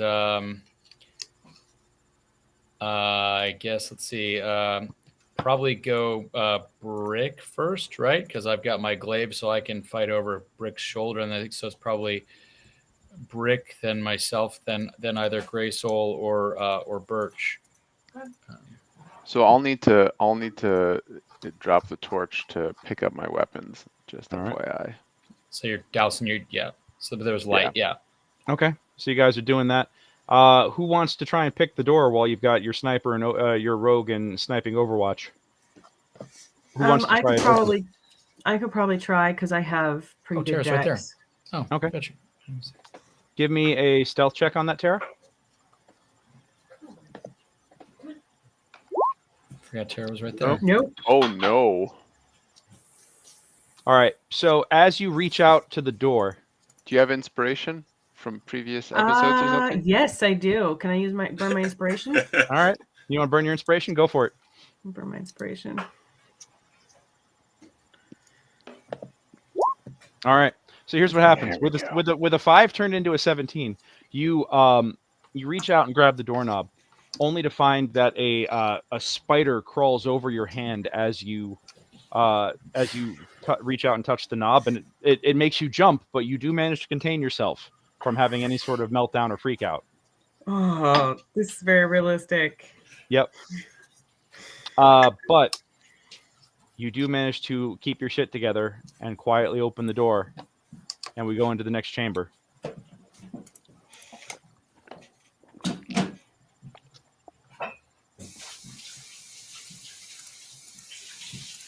All right, give me the order that you guys are marching in now. I'll go in first. Yeah. Well, I'm on the other side, so I'm not in that marching order. I'm going to hang back. And actually, Seneca, give me a perception check while you're down there. You betcha. You're going to hang back? All right. I'm going to hang back, and I'm actually going to move back just a little bit. All right. So I have view of the door when it opens, but not... I don't think you have view of the door from there. Huh? I don't think you have view of the door from there. Am I not? Shoot into the room. Is that not the door? I think if you No, were more the door is here, you'd have here. a straight line. Yeah. Yeah. There you go. You'd be shooting through a lot of cover. Yeah. Oh, okay. Can you pop up onto that? Isn't that an elevated bit here in the corner of the room? Oh well, that's actually like the what the rope is wound up on. And what about that? That's the control for it. That's the winch. Right. So is that like how many feet high is that? Not a good climbing surface. Okay. Yeah. No, that's fine. I'll just stay back. All right. Feld and Brick, give me perception checks. Or I mean, not perception. Stealth checks. Pardon me. Whoa. Oh, I got a 17 on that, Greg, by the way. Okay. Cool. Disadvantage with armor worn, chain selectional disadvantage.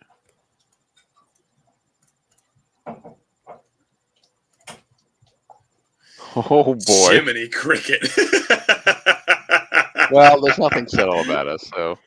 Yeah. Okay. So you guys come in, and you stack at the door.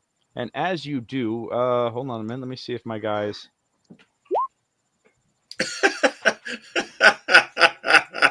I think this is broken again. There's no way.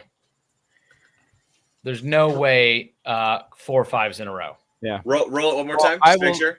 I will tell you this. As you guys get in there and stack at the door. Yeah, it's broken. Oh yeah, something happened there. I don't know what the hell's going on. But as you stack at the door, you hear the conversation stop, and everything goes silent for a tense beat. And Seneca, down at the base. Yep. You are looking about, and you hear something coming at you from the southern direction. Okay. And with that, we're going to cut here, and we're going to pick up next week. Bam! Bum, bum, bum. Welcome back, everyone. Yeah. Yep. Back in raiding dungeons and shit. Oh my god, it's so good to be back. Guys, I've missed this. I'm definitely having some fun here. If you've been hanging out with us tonight, thank you so much. Once again, my name is Greg. It's been my pleasure to be your dungeon master tonight, and the dungeon master for these fools whom I love with all my heart, my beloved brute squad. So glad to be rolling dice for these guys again. We will be back next week, Monday night, starting at 7 p.m. Pacific. So psyched to continue this great grand adventure that we are on. That is the Brutes in the Shackled City. In the meantime, if you enjoy this, if you're having fun, if you're enjoying this tonight, just know that you can hire me to run a game like this for you. I have my Secrets of the Barrow Maze campaign. You can check it out at mastermindadventures.com. Look for DM Greg. Look for my games. I also run a game called Jailbreak, which is perfectly suitable for new for new D&D players. And yes, very nice, Johnny Spalta. Nice cliffhanger on a cliff. How often do we actually get to do a legit actual cliffhanger? Yeah. So yeah, we will be picking up next week. Once again, mastermindadventures.com. Let me run a game for you. Really psyched for that. We do have 4 episodes coming up on the 4 remaining Mondays here in November. Like us on Facebook if you want to see. If you want to follow more about the Adventures of the Brutes. Like us on our Facebook page. Give us a like. Give us a subscribe here. Somebody actually did just subscribe to my YouTube channel. Thank you so much. I want to say that was someone by the name of Shelly. Thank you so much for joining us tonight, Shelly, and checking us out. Really, really appreciate you. Yeah. Brutes, you guys got anything you want to say or anything before we sign off for the night? Anything you want to share? Well, I mean, given that it's November 1st today, Merry Christmas, everyone, and have a happy Hanukkah. Absolutely. Well, happy Thanksgiving first. Happy Easter. Get them all at once. Happy Kwanzaa. We're all about it. So. I reached 7,000 upvotes while we were doing this show. So. Oh my God, you got over 1,000 more upvotes, and they still have comments turned off on there, right? They do. They know what's up. Oh my God, that shit's insane. Yeah, the please. Minority. I posted in the chat earlier, but please go either upvote or troll the shit out of poor Adam here. Show him some love. Why not? That's the thread. If you look back in the chats on here, it's all in there as well. Make sure to go through his comment history as well. Oh my God, yeah. Go ahead. I'm clean as a whistle, baby. He's got nothing to hide. On this account. Yeah, so.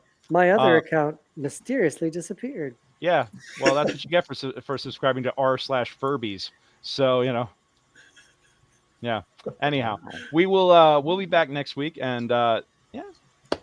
I'm goddamn. I don't want to end this because this has just been fun tonight, guys, and I really I just want to say thank you because I enjoy playing with y'all, and this is so much fun. I'm looking forward to getting to the point where we can be back in the theater playing again too. Heck yeah! So hopefully we can make that happen real soon. And ways to incorporate our East Coast players again, get the talking heads going again. I think that'd be fun. But anyhow, we'll see you next week, and until then, roll them 20s. All right, y'all. We'll see you soon. See ya. Bye.